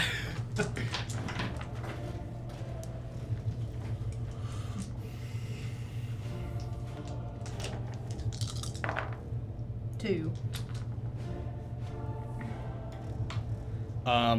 You feel a premonition start to come on, but it doesn't fully take effect. But you keep hearing "Gimme Shelter" in your head, Like the song? like the song. "Gimme Shelter" starts playing. Oh no. Oh god. I'm looking at. Do I see any helicopters coming? Oh shit. He watches Marilyn starts looking around and asking if anyone hears helicopters. Guys, watch out for helicopters. It could be coming from anywhere. This brings us back to Alistair.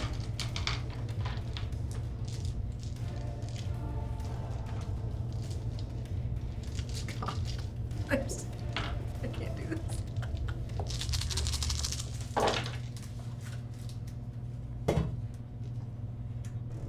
Does anyone want emotional support Snickers? You got it? He had to grab his phone. All right, Alistair gets hungrier. Have a Snickers, Alistair. You're not yourself when you're hungry. You got your own. You watch as Alistair walks over towards the blonde Valkyrie who just fixed her leg. And as she stands up, you see him basically begin to crack his neck. It's time to end this. Respectfully. And you watch as his suit jacket begins to split, and you watch as his body begins to grow. And before you know it, you watch as he begins to transform into what you guys would recognize as a war-formed Guru. However, it is it's got less hair. Only hair on the upper half. The abdomen is like bare. It seems to have still vampiric-like teeth, claws. It's like a combination of a werewolf and a vampire in this war form. The veins running through it appear to be blue, and you watch as its breath exhales, and this plume of cold smoke seems to roll out of its mouth. These bright, icy blue eyes can be illuminating the room. And you watch as she begins to back up and stares up towards it. She begins to speak in some ancient Norse that you are not familiar of, but you do recognize two words that are pretty common knowledge amongst the English language. One is Ragnarok, and two is Fenrir. Those are the two words that you can make out. As he approaches, his hand reaches down and grabs her, lifting her off the ground. He is now massive in size in comparison. As he grabs his hand around her, you see him raise her up, and as he lets out this howling blast, it echoes the room, and you even see Mithras take a step back and just look up in complete awe. And with one bite, he bends his head down and he chomps, and as he does, his teeth sever her throat, and he twists and turns, and the whole spinal cord comes out like a dog ripping the squeaker out of a toy. And as he pulls the head out, he drops the body that turns to ash. You can see the pure blood frenzy release as he opens his mouth and just lets out this Baelish cry. As soon as this happens, you can see he begins to revert back. His body begins to shrink down, and he hits the floor. And as he hits the floor for a moment, you can see just steam rising off of his body before you see his skin slowly stretch back down and reform. Fallen Gaia. You see the chandelier begin to move, and he watches it slides over as you see the one with the black hair still there. And you watch as Alistair points his finger towards her. Keep her alive. Oh, okay. Keep her alive. Sounds easy enough. What Memphis? do? Me? Yep. I'm gonna run at her with my sword again. Say, she can be alive with no arms and legs. This is true. Yeah. And I'm gonna try to cut her. Okay. Sword via sword. Who's gonna win?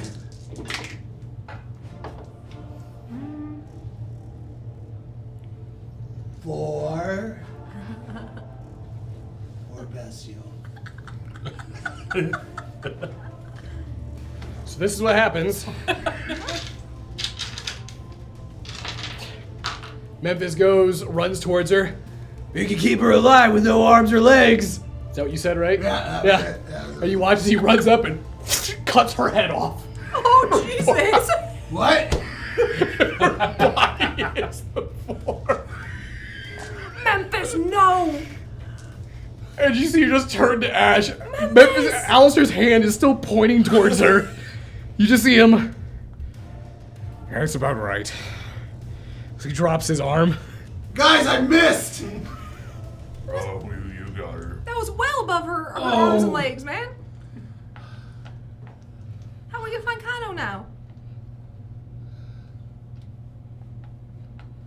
Yeah, she's dead. Just a little bit. What about the other one? You see Mithras just...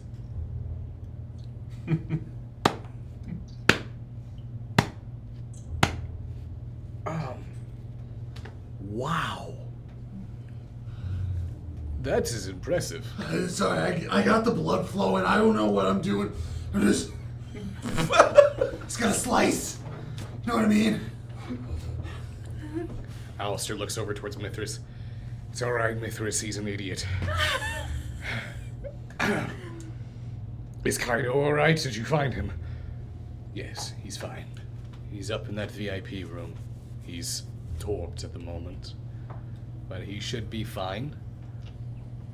You see that elevator door open up. Ding! And you just see this bloody red-headed vampire fall out as you see this guy in this mechanic suit just covered in blood. There you go. Thank you. Tell Audrey a thanks. Yeah.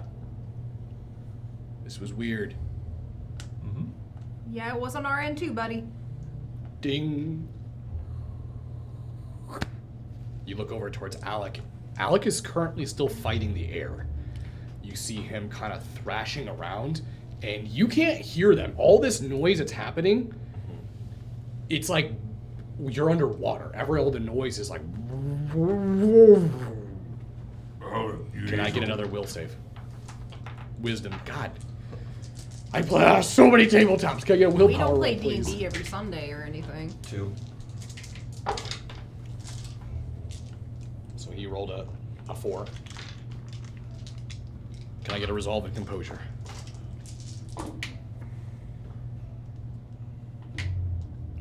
2, and there is a bestial in there. In the event that you need that. I do. Thank you. You're supposed to lie. Out of the frying pan and into the other frying pan.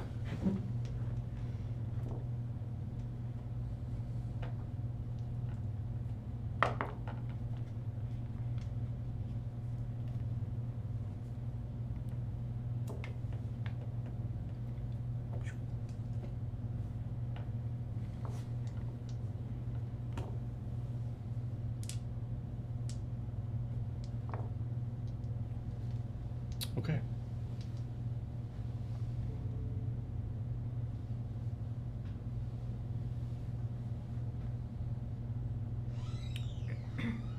As you're entangled with the Leviathan,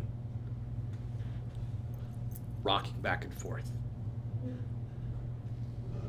eventually the Leviathan overtakes you. Its mouth opens, and you feel it clamp down. As you open your eyes, you're in an all-white room. There's a table, and there appears to be a cup of tea.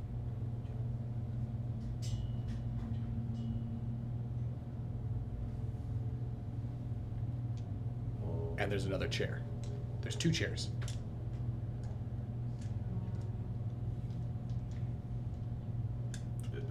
Is there anybody sitting in the other chair?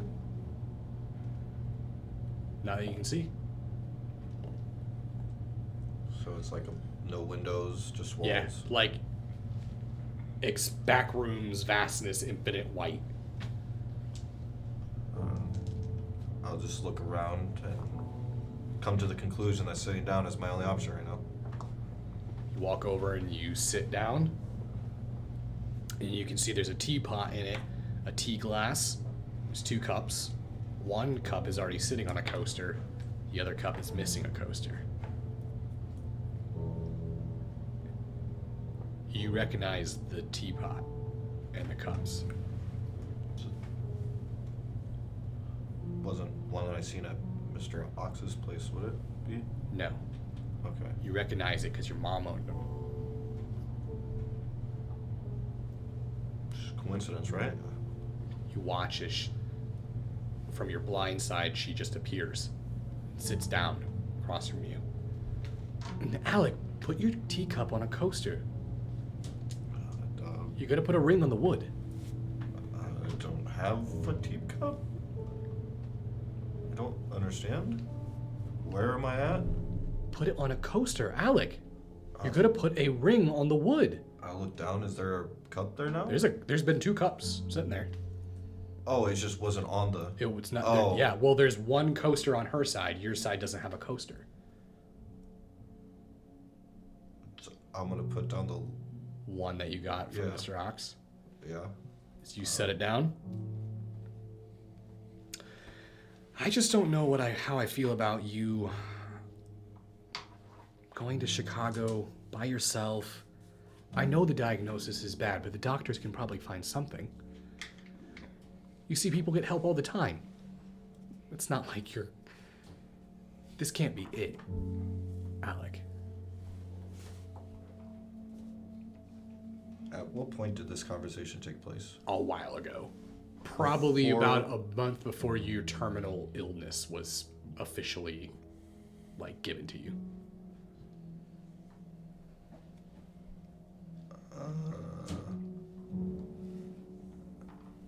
I just gotta get out of Milwaukee. I feel like I gotta do something. Well, Here you- doesn't feel right. Well, I'm not going to stop you, but your father and I are going to be worried about you. And if anything goes wrong, I'm going to helicopter mom my way down there and find you. And you look up and she's gone. And you get hit with the memories of what you did.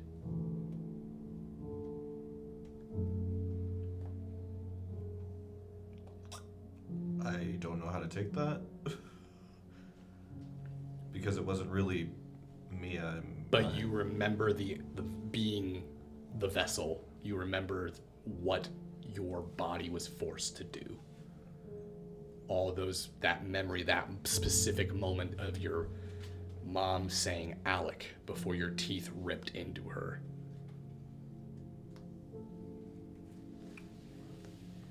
I'm gonna set. I'm assuming the teacup.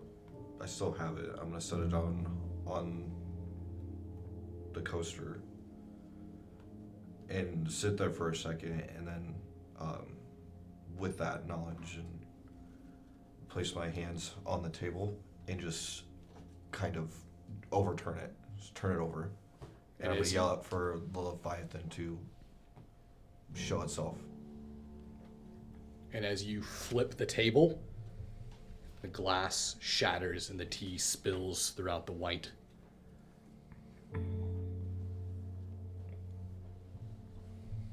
You cry out to Leviathan. And you look as this infinite whiteness begins to turn black. Like lights being shut off. Coming closer.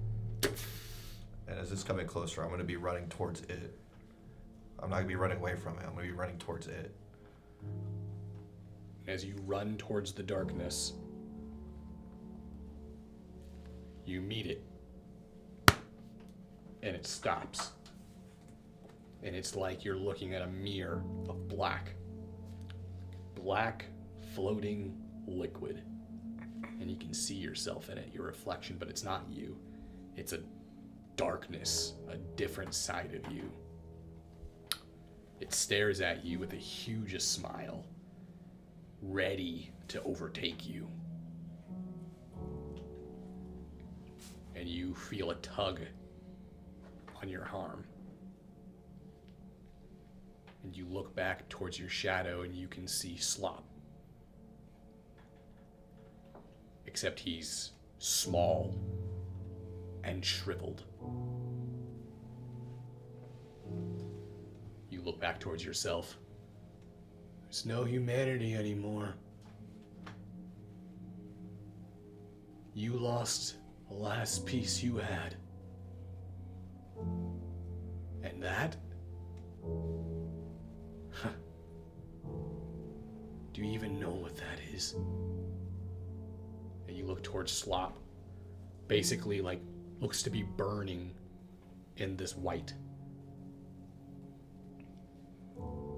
That Is the mighty beast inside of all kindred. A puny wretch before me.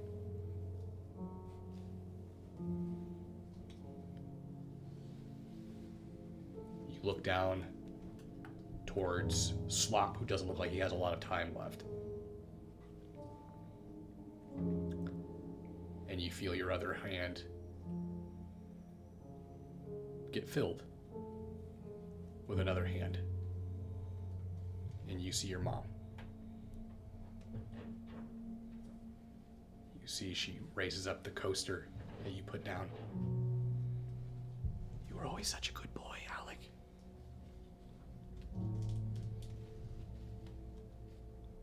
There's another way.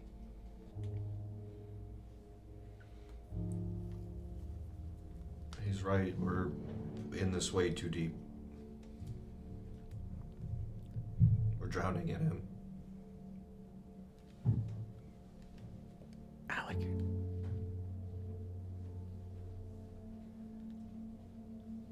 One of us has to go.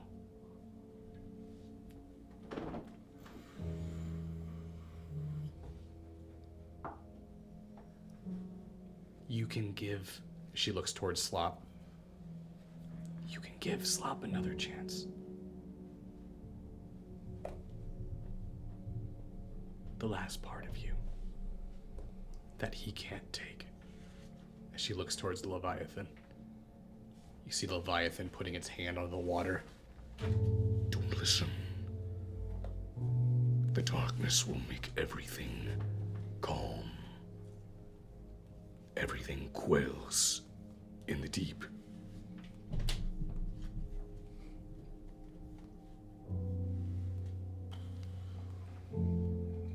Forgot one thing.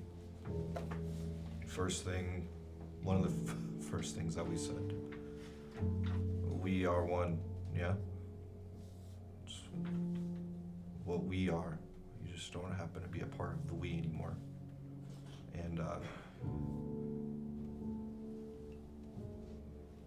I allow Slop to be used. I don't know the exact terminology at that point. You look down towards the coaster, and as you do, you bend down and you hand it over to Slop. You watch as Slop grabs onto the coaster and looks towards you. What are you doing? You see the Leviathan press against the water. You see your mother hold your hand. You gave him. You gave the beast humanity. And you and your mom slowly fade. And you guys, in real time, watch as Alec stops. You see his eyes go solid black. And you watch as he hits the ground. And he just begins to bellow out black water all over the ground. And you watch as it pours out of him. And then still. You watch as Mithras makes his way over towards him and grabs him.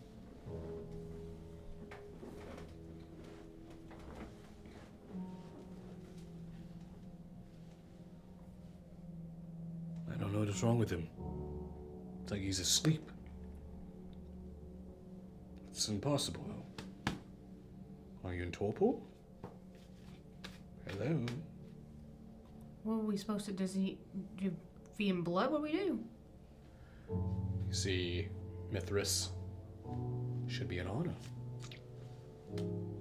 put some of his blood into his mouth. You watch as the blood falls in. Nothing. I don't understand what's happening. You hear a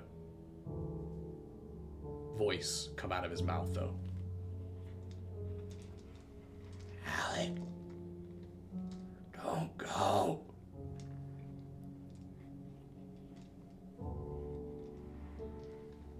You see Alistair stand up.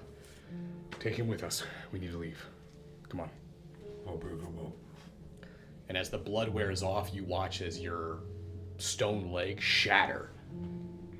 And that power that you had begins to relinquish. You guys feel the high of that blood coming down.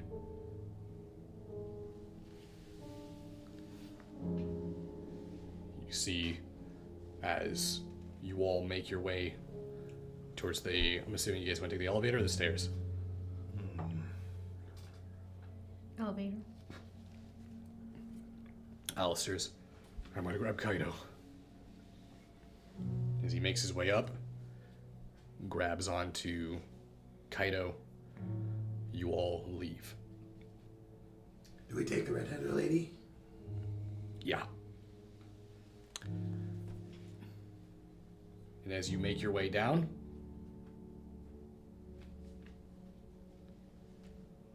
entire area is filled with cop cars, lights.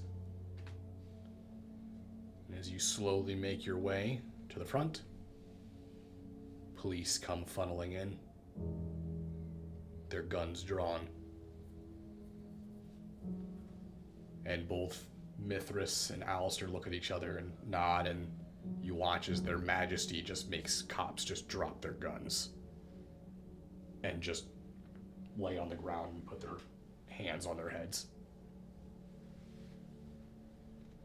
And you walk out and you leave. And time goes on. Nights pass. Alec never wakes back up. He's been under the care of Alistair for the most part, staying at his manor. Erwin arriving to take care of any sort of possible ailments that he could figure out. Kevin returned from his vacation and took back his proper princedom. Memphis was scolded, like normal.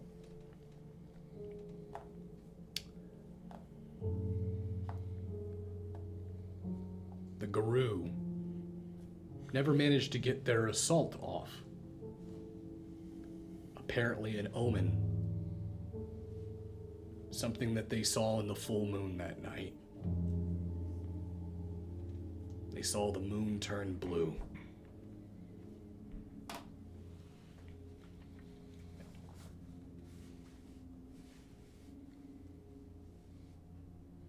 Kaido recovered from his wounds.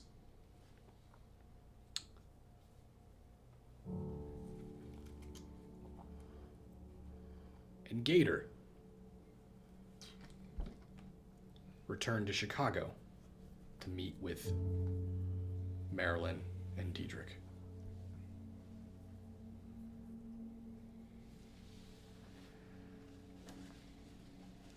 And that's where we're going to begin here. At Alcott Oddities.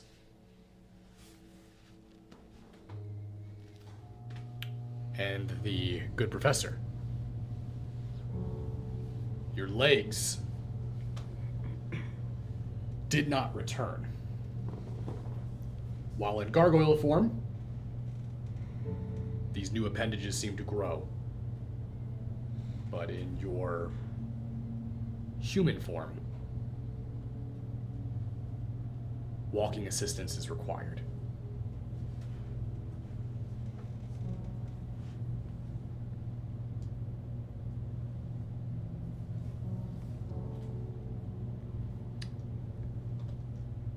And this is where we're going to begin the scene. Diedrich informed you, Marilyn, that he wanted you to invite everyone over, including Alistair, to discuss something. You're sort of aware of what it is, it involves this whole vacation.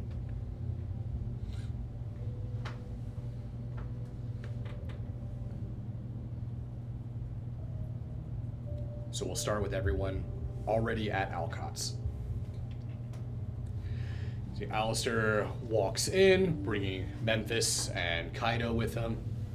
All right, so we're here. It's time to talk about whatever this surprise is, which I'm fairly certain that I'm aware of what it is as well. I think you also know what it is. I don't know anything. I don't know anything. Yeah, you're terrible at keeping secrets, by the way. I didn't say anything. Yes. I guess it is time for me to sort of divulge this information. There will be a vacation of sorts that I feel is owed to Marilyn. It is owed to Abigail. It is owed to, honestly, I believe all of you.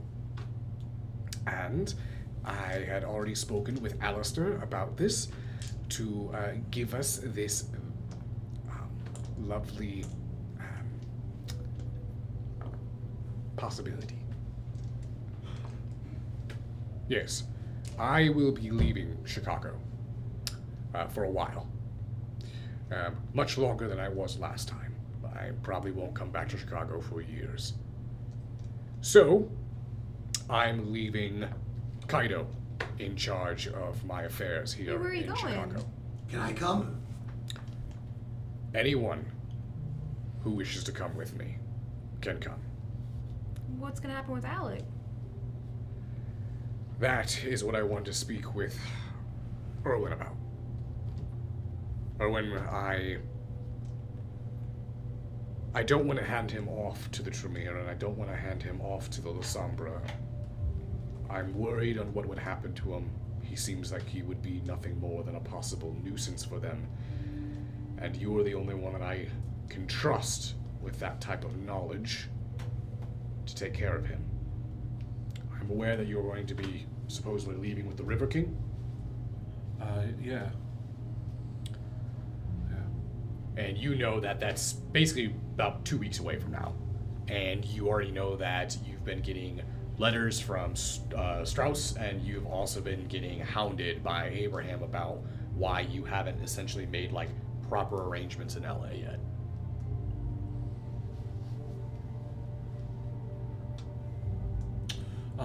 Yeah, I am supposed to leave. It's coming up soon. Well, everyone's leaving? Well, So everyone's just up and leaving. I don't mean to leave you guys, but it is kind of for my safety.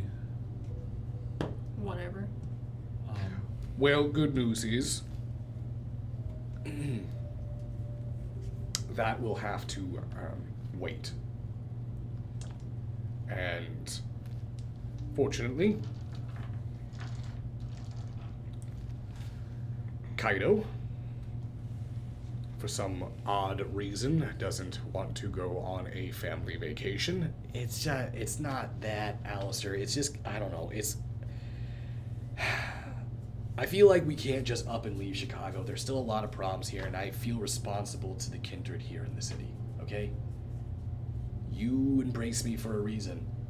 And apparently that is ridiculously strong responsibilities that probably relies in some sort of deep-seated issue of mine.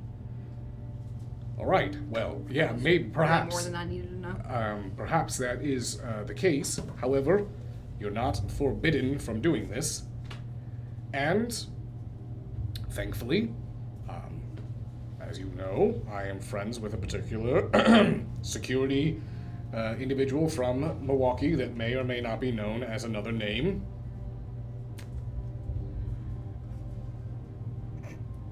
Yeah. Yeah, we know the one. That That guy. The one that helped us just recently. Yeah, that guy. The one that was there during Alec's sleep. Yeah, we know. Okay. Where you at? Diedrich's. Who are we talking about? What is The guy. Not- The guy, Diedrich, come on. We're not supposed to say his name. Alec will be staying with him until we return, or until you return. I would trust him in no greater hands. Maybe a few other people. Yes, I would be more worried if he was awake and with him. because of the orgies. But, anyways, Diedrich and I have talked. And we're going to go on a little world vacation. All of us. You, me, Marilyn, Erwin. What if we brought Alec with, but we did like the one movie where they go We to are the not dude's house, Weekend he's at dead? Bernie. Yeah, Weekend at Bernie. Yeah, we could do that. You'd have so much fun. Maybe. We could do it that way.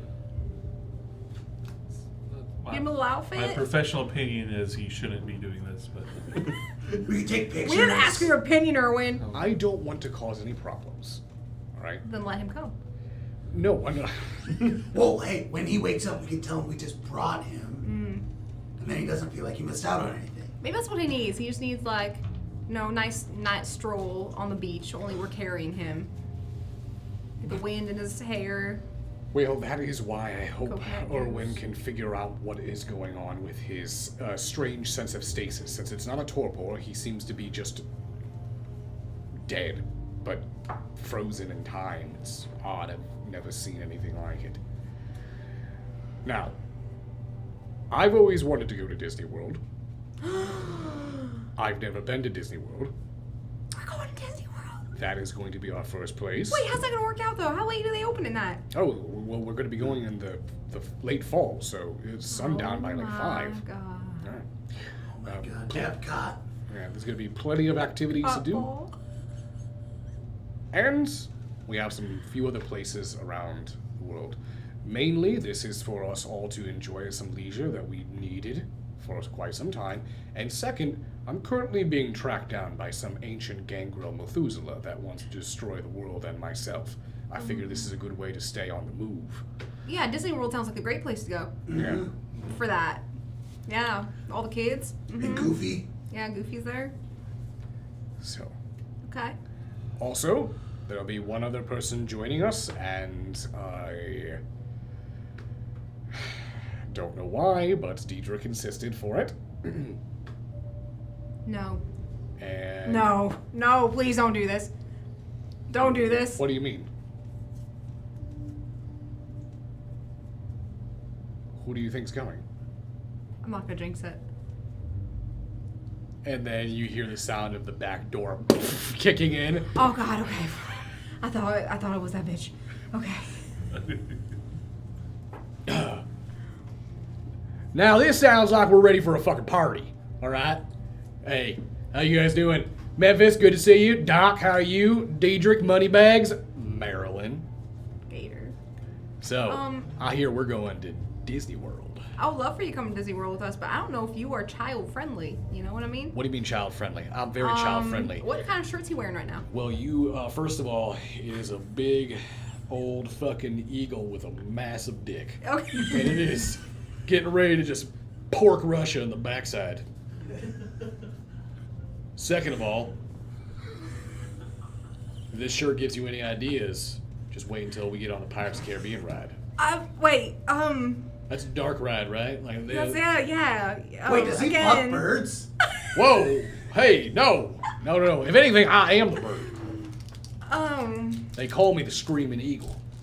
Oh my God. Many different locations. This is Well, why I'm saying. they actually call me Gator, but Eagle was another name I was thinking of. Gator Eagle was thrown in there at a moment, but then it just confused people because those are very small wings for a large We're lizard. gonna have to work on your Disney World tact on the way there, okay? You can't wear that. Oh, I was gonna go incognito. Don't worry. What's that look like? Like Captain America, Okay. but like fashionable Captain America. How is And I that can make an fashion- on your left joke. So like I can run by someone and go like, on your left. Because he's Republican. What? Never mind. Wait, are you saying you're gonna be dressed up like a jogger? I'm confused by that now. Wait, did you say I'm a Republican? Well, you were saying on your left. And, like, left, right wing, you know. No, it's because I'm gonna move to their left side, and then when they go look, they're gonna go what? And then I'm gonna punch them in the face. At Disney World? Republican! No, I am not a Republican, all right? Oh, okay. I'm sorry. I'm confused. Fuck Republicans. Oh. Should the Bible or religion should not be established within government. I could go on. See, Gators, All I goddamn- don't think you're gonna have a good time at Disney World. They got rid of the Hall of Presidents, I think. That's probably the only place you want to go. They fucking what? I don't think the Hall of Presidents is a thing anymore. It's all right. I'll just bring all my president outfits, and I can do all the presidents there for me. America Sings is going too. It crushed a chick, so. Marilyn, listen. I know how much you like him. I don't know why, but I have a lot of money. Anything trouble he gets into, I'm sure we can buy our way out of it. So, Gator, welcome aboard. Oh You're my going to be God, coming with us this on is- this little endeavor. So irresponsible, and that's coming from me. Okay. Yay, So- Disney World.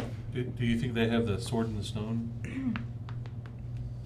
I don't know if that's relevant anymore. Oh. They do. I get that reference. That's, what was it? It was a good movie. Yeah. What was it? The Dark King? Horn King. That's right. That's One- Black Cauldron. Oh, wait, is that the Black Cauldron? That's not Sword and Stone. What's the sword? Oh, that's King Arthur. King Arthur. That's right. That's right. Yeah. Well, anyways, we leave in a week. So, I already made contact with the River King, Gilbert, and Alona. I am surprised that you all dealt with her. Does she know about Alec?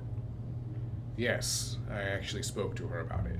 She seemed rather unfazed by it. Said something about, guess you'll have to find another, can't remember what she called him.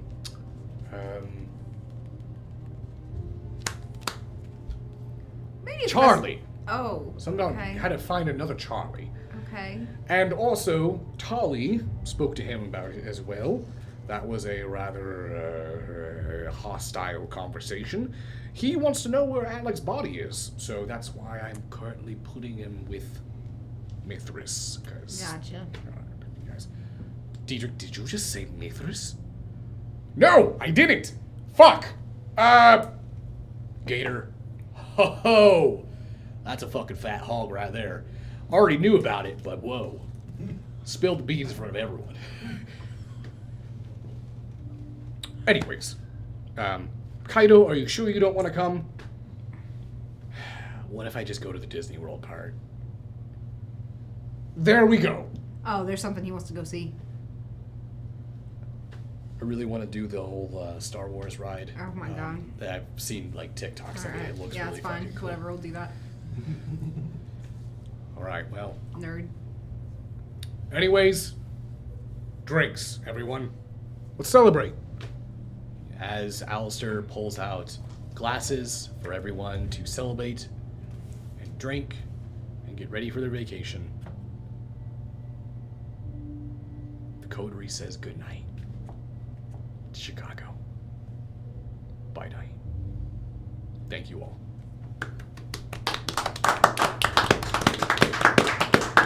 That's probably really loud. But, you know, it's fine. One last eardrum breaking sound. Eardrum breaking sound. So everyone, thank you so much for coming with us on this very long and bumpy ride from massive technical difficulties to internet service providers not working. What, to 2.5 years? Yes, to the upgrades in studio equipment. I mean, I'm still using a webcam. We still have upgrades to make, so this journey is still far from over. 3 years. Hey, speaking of having to pay for upgrades, we have a Patreon where you can play a vampire game run by Quentin every month. Yep, it's the second Friday of every month, and the first Friday is a D&D game. I think it's the Patreon link in our description. Yeah, it is. But Q&A? So, I think, guys, we're going to do a little Q&A, and if you guys stick around till after the Q&A, we have a little surprise to take the stream out on. We can start with the one question we've been getting a lot of is, will we be sharing our character sheets for people to download? That is going to be basically personally up to each individual player. If these players want to basically reformat their sheet and share it in the Discord, it's completely up to them. But I don't think we're not going to make it like a Patreon tier. It's not going to be anything like that.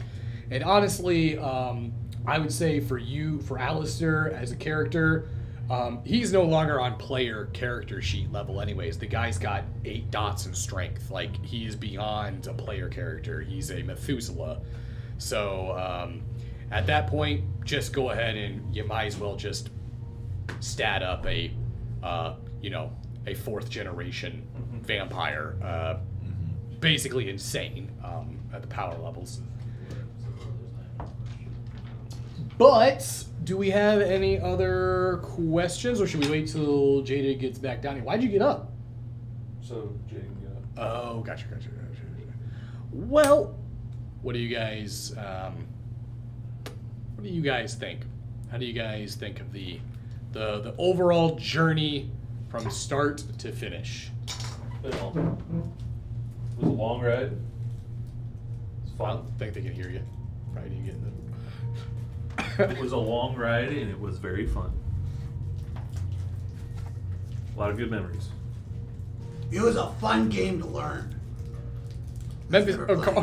Carl, you still don't quite know how to play the game. Yeah. I will say this: that is one thing that I see consistently in comments, especially in a lot of the early ones. Is a lot of people getting really upset on the improper use of particular rulings, and I just want to say, like, everyone here was pretty much learning as they went. Yeah. So I think when you guys started, the Chicago by Night book wasn't even technically out Do a yet. toast, don't drink it. okay, we're doing a toast. So when you guys started with like episode 0, and I think a few episodes in, like we didn't even have the book. Chad, that one's at the end for you. You can hand the other one to Carl. So Thank you. basically, a lot of what these guys were doing. Yes, this is how we're ending it, guys. Kool-Aid. It's been fun. No, and that I'm pretty sure had a lot to do with it. We had to. I remember Elijah kind of trying to work with old V20 rules, Come back this way. to try to make. I rules think work. Elijah was using V20 when we first started, but then he transitioned it over into V5. Yeah. And I think that's what a lot of people didn't realize initially. And also, I want to give Elijah some credit here because he did this as a birthday surprise. This whole entire thing Yeah, started this off as a went birthday way surprise. longer. He wasn't expecting it to blow up into this type of level of commitment, which I mean, I could easily see how that could get to a point where it's overwhelming. Yeah. Rain said, I vote Memphis does a spin-off episode of him at Disney World. Okay. Or Well- like a whole coterie. I was gonna ask, are we gonna do a spin-off episode? I mean, at if Disney we all World? go down to Disney World, we That would be could amazing. do a. I don't know how they feel about recording in there, but No, I mean they mean game. Even just doing a game. Hold on, are we going to Disney World for real? we We're were planning planning on it next year. Yeah. What? For Oh, for the boy. Halloween. Oh boy! I'm going to Disney World. We've got Quentin showing up as Gator. With the Gator and Alistair. with the eagle with the big dick shirt. That was a choice, by the way. We need the CBN playlist, Mr. Gasp said. So I'm not sure. Do you CBN playlist? Because we do have these all on the playlist for videos. Yes, so the CBN playlist. Honestly, There is it a would- music playlist on Spotify that one of our gracious viewers put together. Yes, I Something like believe here. someone has already made the playlist We'll link on it. Spotify. So that if you want that, that's where it's going to be at. Honestly, all the music we use is either it's licensed music that I had purchased, or it is actually I think I've gotten almost completely away from all the copyright-free stuff. We started off with copyright-free, and then we ended up just purchasing licenses to actually use the music. Yeah, that's pretty much it for music. Jolly Roger said, what generation was the rest of the coterie? I was 12. 10th. I was 12. 12th, baby. Because we were babies. But you guys had Very souped up powers. Yeah. 12. Or maybe I was 11th.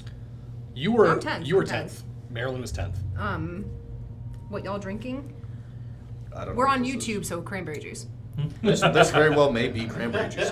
Not poison at all. But let's do a Non-alcoholic. toast real quick. And Tech J and Hobby, because Hobby was Tyrus, so he's to the next chronicle. Tech J, who is canonically a transformer. I don't know if you heard. He also has a hand puppet. That is a sock. He has a Mr. Sacco. Okay. Oh, that's spicy. Is it? Spicy cranberry juice. That is actually really good cranberry juice. Chad, is yours only cranberry juice? Yes. Okay. I would not do that. I would not do Chad dirty. Well, I was just mine tastes like only cranberry juice. So There's I was just vodka in there. curious. Okay. Or water. There's water in there. No, there's no water. Russian water. I think it's okay on YouTube. I think Twitch is the one that's a little weird about it. But any other questions for the Q&A? Monica said, I'm so surprised Memphis is still alive. I'm surprised we all technically Yeah. lived through that. Yeah. I was not expecting. I was expecting at least half of us to die. Technically, I think we've all died at least once. I died a lot. You did die a lot. Because of the Leviathan, I was able to stay alive. Did anyone get through this without getting torped?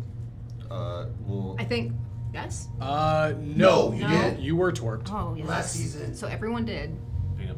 I got torped so many times. Actually, when were you torped? When He was your torped was your first? When were you torped the The first? first time was, I think, season 1 when they brought me in front of Prince Jackson. Right. Who was it Yeah, that torped so you? far. You did. It was Alistair, right? shit, Alistair, it that's That's right. It was was. Alistair.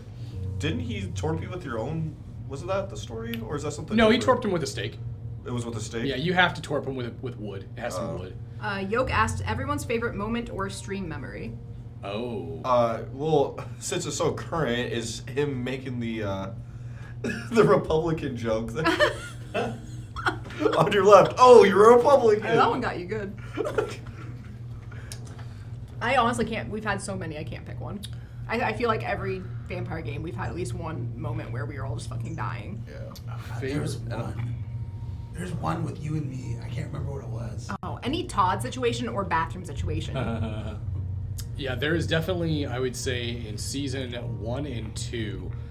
Actually, you know what? I know what my favorite moment is, and it is not even a scene with Alistair in it. My favorite scene is probably the cornfield scene, where Memphis First just takes season? off running, and the professor gets shot like 6 times in the back and falls out of a window. First episode. Was it the first? I thought It it was was- the second. No, I think it was like the second episode. I don't think it was the That's right, first she's still episode. talking. Because we went to, what's his face? Because you guys were in the Quad Cities by that point. Yeah. Monica said, I missed the nerd bottles. That was a good scene, too. So, Nerd So Bottles does- was great, especially since you two were just feeding off of each other's like chaos. There was Erwin misses those nerd bottles too. there was no need for that level of like antagonism against Erwin Oh, that episode, but it was beautiful.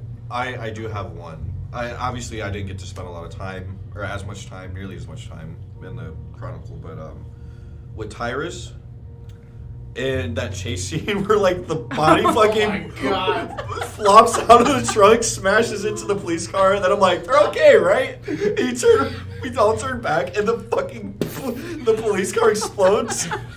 That was the dumbest fucking episode I have ever been a part of, and it was so much fun. Let's see here. Of course, Alistair's sexy time is also another always good one. good. Yeah, People that's always like that referenced. one. I wish we really could have gotten the energy drink, vampire blood off the ground. Yeah, we just needed an endorsement, but you wouldn't back us. Well, you guys kept coming to pitch it, and Alistair was going to listen, but you guys are the worst pitch guys.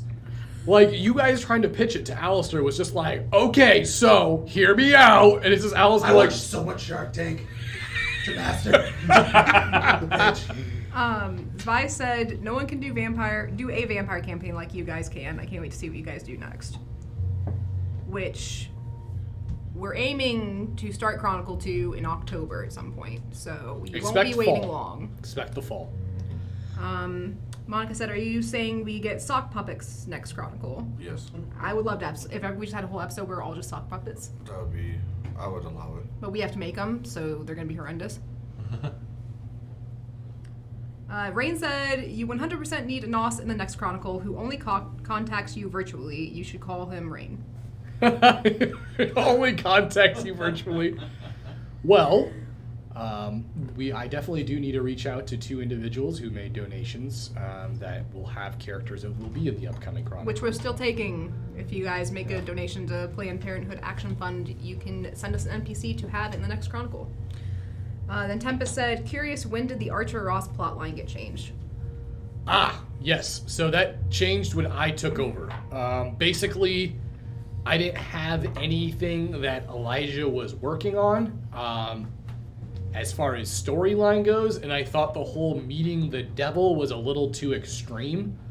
I was like, this is kind of just like insanity. It felt very jump the shark for me. So I decided just to turn it into a more of a demonic deception as opposed to it being all based in reality, which seemed like something a demon would do. Like, make something seem a little bit more extravagant, a little bit more over the top, make you kind of feel like you're the main character. Jolly Roger said, sorry, I thought this was funny. I honestly thought Memphis was going to embrace somebody. Wait for Chronicle 2 for that to come back around. If you guys are unaware, Memphis did embrace somebody. Oh my god. Yeah, Only a few episodes ago. Only a few episodes ago. It was swept under the rug immediately. Immediately. Oh, this cranberry juice really makes you feel hot. Monica said, if Sustin has a B-Day coming up, I will buy him a nerd bottle. You got a couple months for that. Yeah, a couple months. January. Yeah, why didn't you ever bring your nerd bottles over?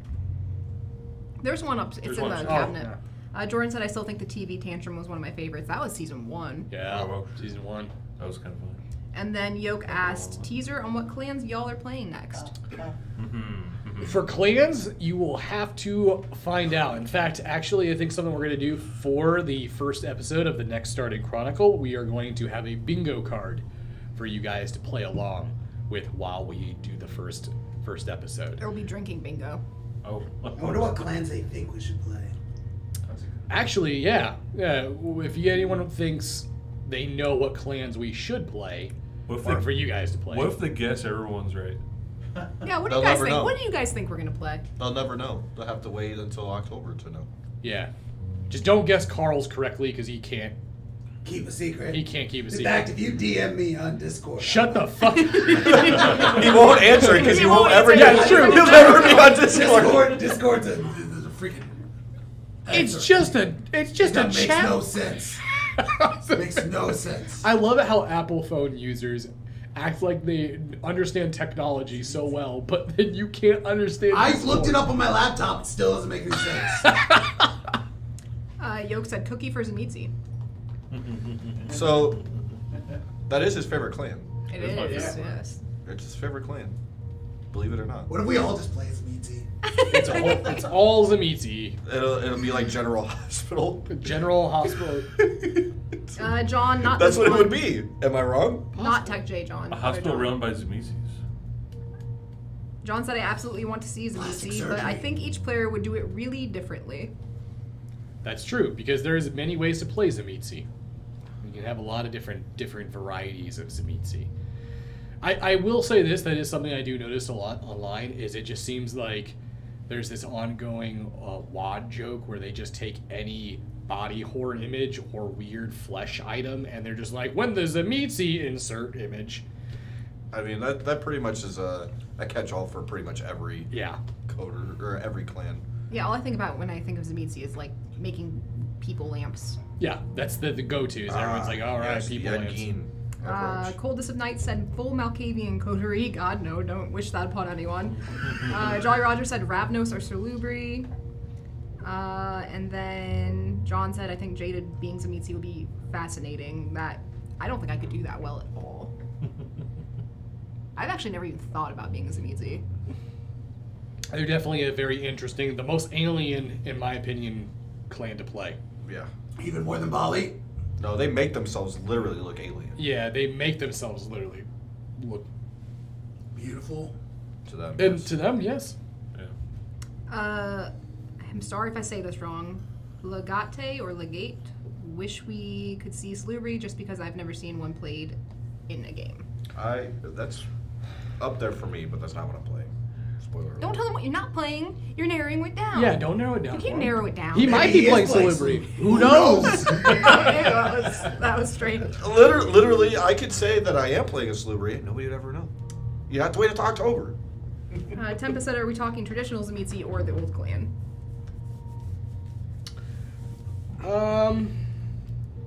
I think just the traditional style. I think that's what most people view as the I feel like old alien clan type. That gives me the thought process that they are just the most. The same type that was from like the Bloodlines game. Yeah. Those are the ones that are like the most alien in my opinion. Yeah, the ones that are in the one that's in the sewer, that literally looks like it has a xenomorph. Oh, head. dude, his head was fucked up. Yeah. Coop said True Bruja would be interesting. We did And have- busted. A True Yeah, True Brujas are cool as That's fuck. what Sophie. Yeah. Hmm. And Oh, we could also- have called Sophie. That would have been so much Well, faster. we also dealt with the True Bruja that sent us back in time to deal with. Donald. I don't remember his This is a good question, actually. Jolly Roger said, "Are there aliens in WAD?" Actually, it is a good question. I'm not entirely I'm not sure if if I've there heard of is it. aliens. There's all sorts of shit. Actually, no, there is. Is there? I think there is a book on aliens, but I don't Are- think they're aliens in the sense that we think they are. Aren't they the angels? Aren't they aliens? That's what I No, they're would like think. robots. That's or that right. might be Chronicles. I don't know. There is some confusing lore in WAD. Yeah. All the old WAD lore is. I know that there is a. Can you turn an alien? Not the question that we. If not, I need to recreate my character. Or if So I can. here's the thing. The interesting thing about it is, if you introduce aliens, then you have to sort of broaden the spectrum of creation, since WAD does sort of use a biblical concept of creation, since Cain is the originator, and or He that's was an alien. Cain was not an alien. He's onto something. Maybe he was an Trying to alien. bury the truth. Truth is out there. Cain. Rain said, "Jokes aside, I want Carl playing a Nos. I don't think he could do it. He'd break Masquerade like literally all the time." I actually agree with Rain. I don't think you could play a I Nos. agree with both of you. Yeah, I cannot play us. And then Tempest said, "Would love to see the group take on a ministry." That would be interesting as well. And then Monica asked, "Do you all have your characters made for the next Chronicle already?" We have our clans picked out. We have not made. Actually, over the break, we're going to be having sessions where we get together to go over stuff like that. Yeah. To character build, so. Yep. Because I think our what we want to do for these next characters is actually build the characters together. It feels like that's kind of what I'm gathering that way. When we start, it's very cohesive. The story's very cohesive. And then Yoke said, "Chaos pick Grizzly Aventru." Oh, you're on one foot in the door with that one with pretending to be Alistair, so. Jaded Nos, Cookie Ministry, IKEA Torador. IKEA Torador. Everyone says Chad should be Torador. Everyone Yeah. always says it. Yeah. He went I mean, back. I was. And then he got ashed. Yeah. Yeah. Instantly. Yeah. No, just for anybody who's curious, Elijah did approach me because where Gator came from, we had a show, not very many people. I think Cam and Rain That was in the years chat ago, yeah. are the only two in that watch that actually know what it is. But we did Midnight Slice. This is before the game started, like a year before. Honestly, we were trying to figure out like lore and kind of make our own little thing. And Elijah approached me and was like, "Hey, do you mind if I use your character?" Because he wanted me to be a part of it too, but you know, that wasn't just like a one-off character. I had been playing that character for a little bit. He built the character sheet for me though, because I didn't have one. Rain said, "I remember." Rain members. Yes, the Midnight Oh, Slice. do we still have that video of Gator feeding in the alley? It's somewhere. Oh god, That was a good one. That was I a think I wa- I have it. I would like to get back to doing stuff like that too. Having commercials and everything, I miss doing that stuff. COVID really slowed a lot of shit down. Yeah. Coldest of Nights said, "Question is, does the coterie have to contain main clans anyway? I wonder how a coterie would function of random and very unknown bloodlines." So What? I'm the ST. I definitely would allow bloodlines if it made sense. Like for example, there are certain bloodlines that exist within WAD where their numbers are so low, or their presence is so obscured that to add them into a game, you better have a really good reason on why there would be like there. Yeah. Like for example, here's a good one. There was when I was making Alistair. There was a moment where he wasn't even going to be a Ventru. He was going to be, I believe it's a Noaid. They are a bloodline of Gangrel from, like, the northern reaches. And they're kind of like Viking druids. But it was so obscured, and it was so disconnected from everything else that it wouldn't have worked, which is why the person that he Diablerized was one, and I can't say any more because reasons. Oh, wow. Mhm. Well, Roa Pearl asked, is Tyrus going to be in the new Chronicle? Tyrus is going to be a guest star Yes. occasionally. He'll be an occasional guest star. Tyrus the person, not the Yes, fictional character. Tyrus Bane, I not... don't know whether you're asking. What are you talking about? The game character or me? Oh, if you're talking about Tyrus, like standing next to us, yes. The NPC, I don't know, maybe. Let's see. What is the Coteries' favorite boss battle? Oh. The owl fey demon thing, Yeah, that was really fun. where we yeeted Memphis into its eye. I like the first time that we fought. Von Kaiser Yeah, and Quad Cities. yeah. I like that one too. That was really good. Any character moments you wish turned out differently? Yeah, when I threw that pencil across the room, I really wished that worked as a distraction. Wait, what? And then I tried to break out the window, and the window went right. You thought of this so fast. Wait, what? I know exactly. It's the one where Soon watched him get stuck in a window and tried to escape. That was, I think, yeah, I'm pretty sure everything that could have went wrong for you in that scene went wrong for If you. there was a night that I really wish my Because I was there too, and I just ran. Yeah. Yeah, you ran. You just ran. You left Erwin. There was a night that I wish my roles were doing better. It was that night for sure. Tempest asked, any favorite villains this chronicle? Because Von Kaiser just randomly appearing always made my day. I remember every time you would show back up and be like, "Are you kidding?" This guy again? Well, You died like 5 times, man. Isn't he still alive? yeah, he's actually not he. Technically they. They are still. Yeah, they. So, yeah, Goddamn. both Carl and Ludwig are both active. The Naraku, the World of Darkness. The Naraku. I would say my favorite boss battle was probably. Favorite villain? Unless you want to go back to the boss battle. I didn't get to answer the boss battle. I'd say my favorite boss battle was probably the chess Yeah. game. That was pretty cool. Oh yeah. And then my favorite villain would probably be. There's been a lot of good villains. I liked Makma. Makma? Yeah, Makma was pretty cool. Makma was in it very shortly though. Morgan was pretty nasty. Morgan, yeah. Morgan was a Definitely. good villain. She definitely fucked me up in the first. Yeah, one guy that you fought. Yamaguchi? Yeah. He was bald, right? I don't think so. I think he was supposed to look like Oda Nobunaga. Oh, yeah. The guy from Tekken? Yes. No. Yes. No. I for some reason I knew he was gonna go with that, and it still made me laugh. If I had to pick one villain though, I'm gonna have to say Von Kaiser.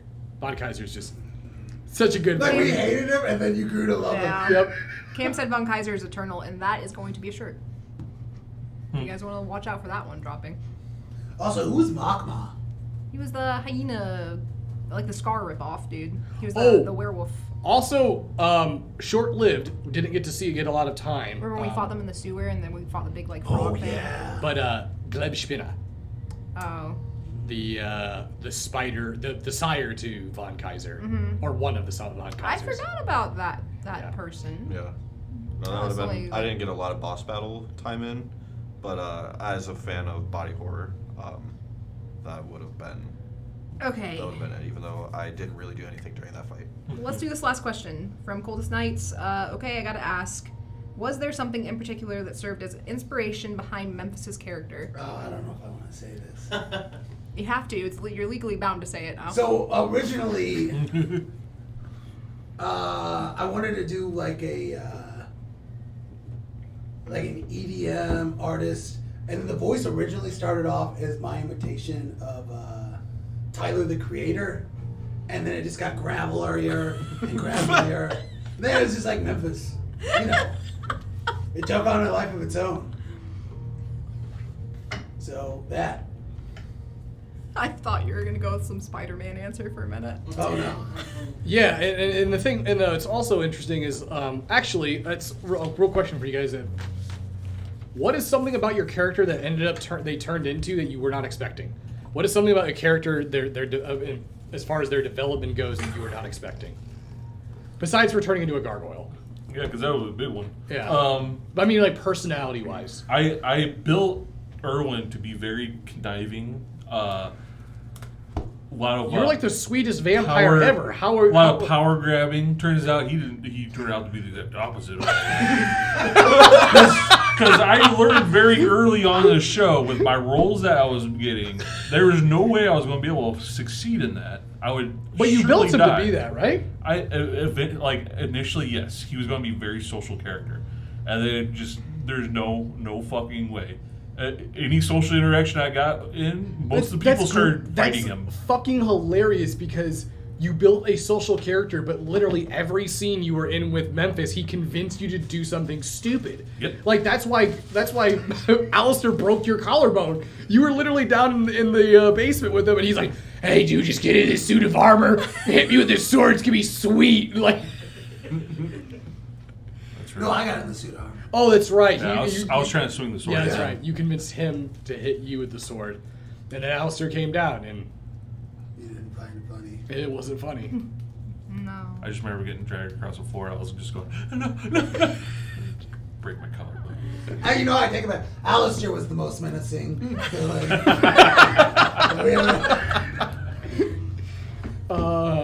I would say when I made Alistair, I was expecting him to try. I wanted him to be more of a.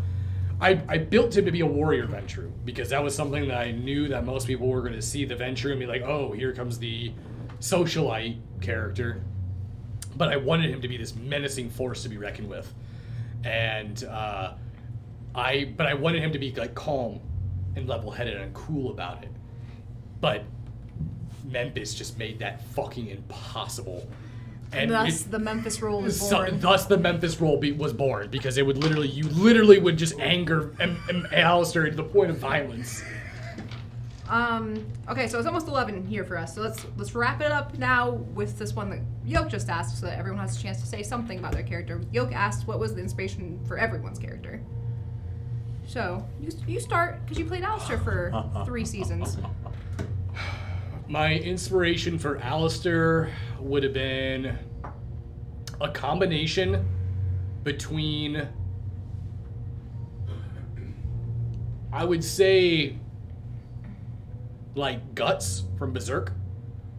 Basically a character that was tormented, had a seal, had a mark on them that basically caused them some sort of like agony or some sort of discomfort. And then also, he was sort of a personal insert on how you can be in a relationship with someone and that relationship is completely obscured to what reality is. Like how you can be blind by your own like puppy dog feelings, because that very whole portion with him and Arminta was like Alistair was like struggling with this whole concept of like, is this love? Do I love someone? And she really didn't. It was just like something she could use at the time. So that was really the inspiration for Alistair. Erwin? My original concept, or like my inspiration was Lloyd Asplund from Code Geass. He's the scientist guy that built the Lancelot, but he had a very typical way of talking, and I tried to emulate on the very first episode, and I knew on the first episode I'm not going to continue doing that. So. Oh, is that what you would do? Like you would get really high pitched, or you get really excited? You'd be like, I don't know. Yeah. And then after that first episode, I'm like, I'm gonna just not do this. It was so bad. Marilyn? Marilyn wasn't really based off of anything. I built this character 10 years ago for a vampire game I never got to play in, and I sat on her because I put a lot of work into it. and a lot of backstory. So I was like, oh, cool. I'll just use this character that I built a long-ass time ago that I never got to play. That makes sense. Alec? So, it didn't get to show a lot, because obviously things didn't turn out that way for his humanity. But one of the things that I, as a player and someone who enjoys Vampire, is one of the things that I kind of latched onto was the humanity side of it. Initially, Alec was very humanity based. Like, he wanted to be, like, his desire was to be an activist for humans. Which is crazy that this is the route that ended up happening. Yeah, that this is the route. And that's why I'm saying it's like it was completely different than what I wanted to do. Things that, just like in real life, things happen to not allow that to happen. Right, and I think it was interesting too because it was Alec's absolute, basically, need for power. And it wasn't a need for power out of a selfish reason. It was literally like you got involved with this coterie that were like doing insane shit. Yeah. And you're like, I need power at any cost. I don't care what it is. I need it because I cannot hold my ground with these guys. They're fucking insane. Yeah. And that literally was like, it was kind of like one of those things like, be careful what you wish for. Yeah. And, but that's pretty much what because when it comes to, I see a lot of people, doing things like in VTM games where it's like, this is, like, I get that we're monsters, but at the same time, we were also human at one point. Right. You know, and especially you were relatively new. Yeah. So it's like trying to hold on to that humanity. That's what I wanted to do with Alec initially. Right. And to remember that, to do anything to keep that. So I think it was a nice full circle for what we did tonight. Gaining that humanity back, I think, was a nice full circle to that whole situation. Yeah. But yeah, that was basically it. There was no character, there was no outside influence or anything like that. It was just my own personal curiosity on how I could play that character. I get that. In a situation like these guys get themselves into. Well, this is the last Monday night for a few months. Aside from one-shots, keep an eye out on our Twitter and Discord for one-shot announcements, because we will be doing those. And I might be doing some random game streams.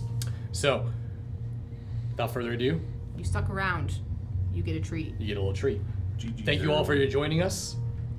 And until the next Chronicle. And if you miss us too much, we still play D&D every Sunday, so you can still come see us. Yes. Yeah. Thank you all. I hit that bell. It's been an honor. And I'm sure I will be here, as the rest of us, ready to interrupt me. But until the next time.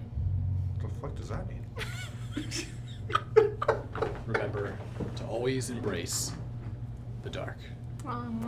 Good night, Kindred. You can't talk to the talent.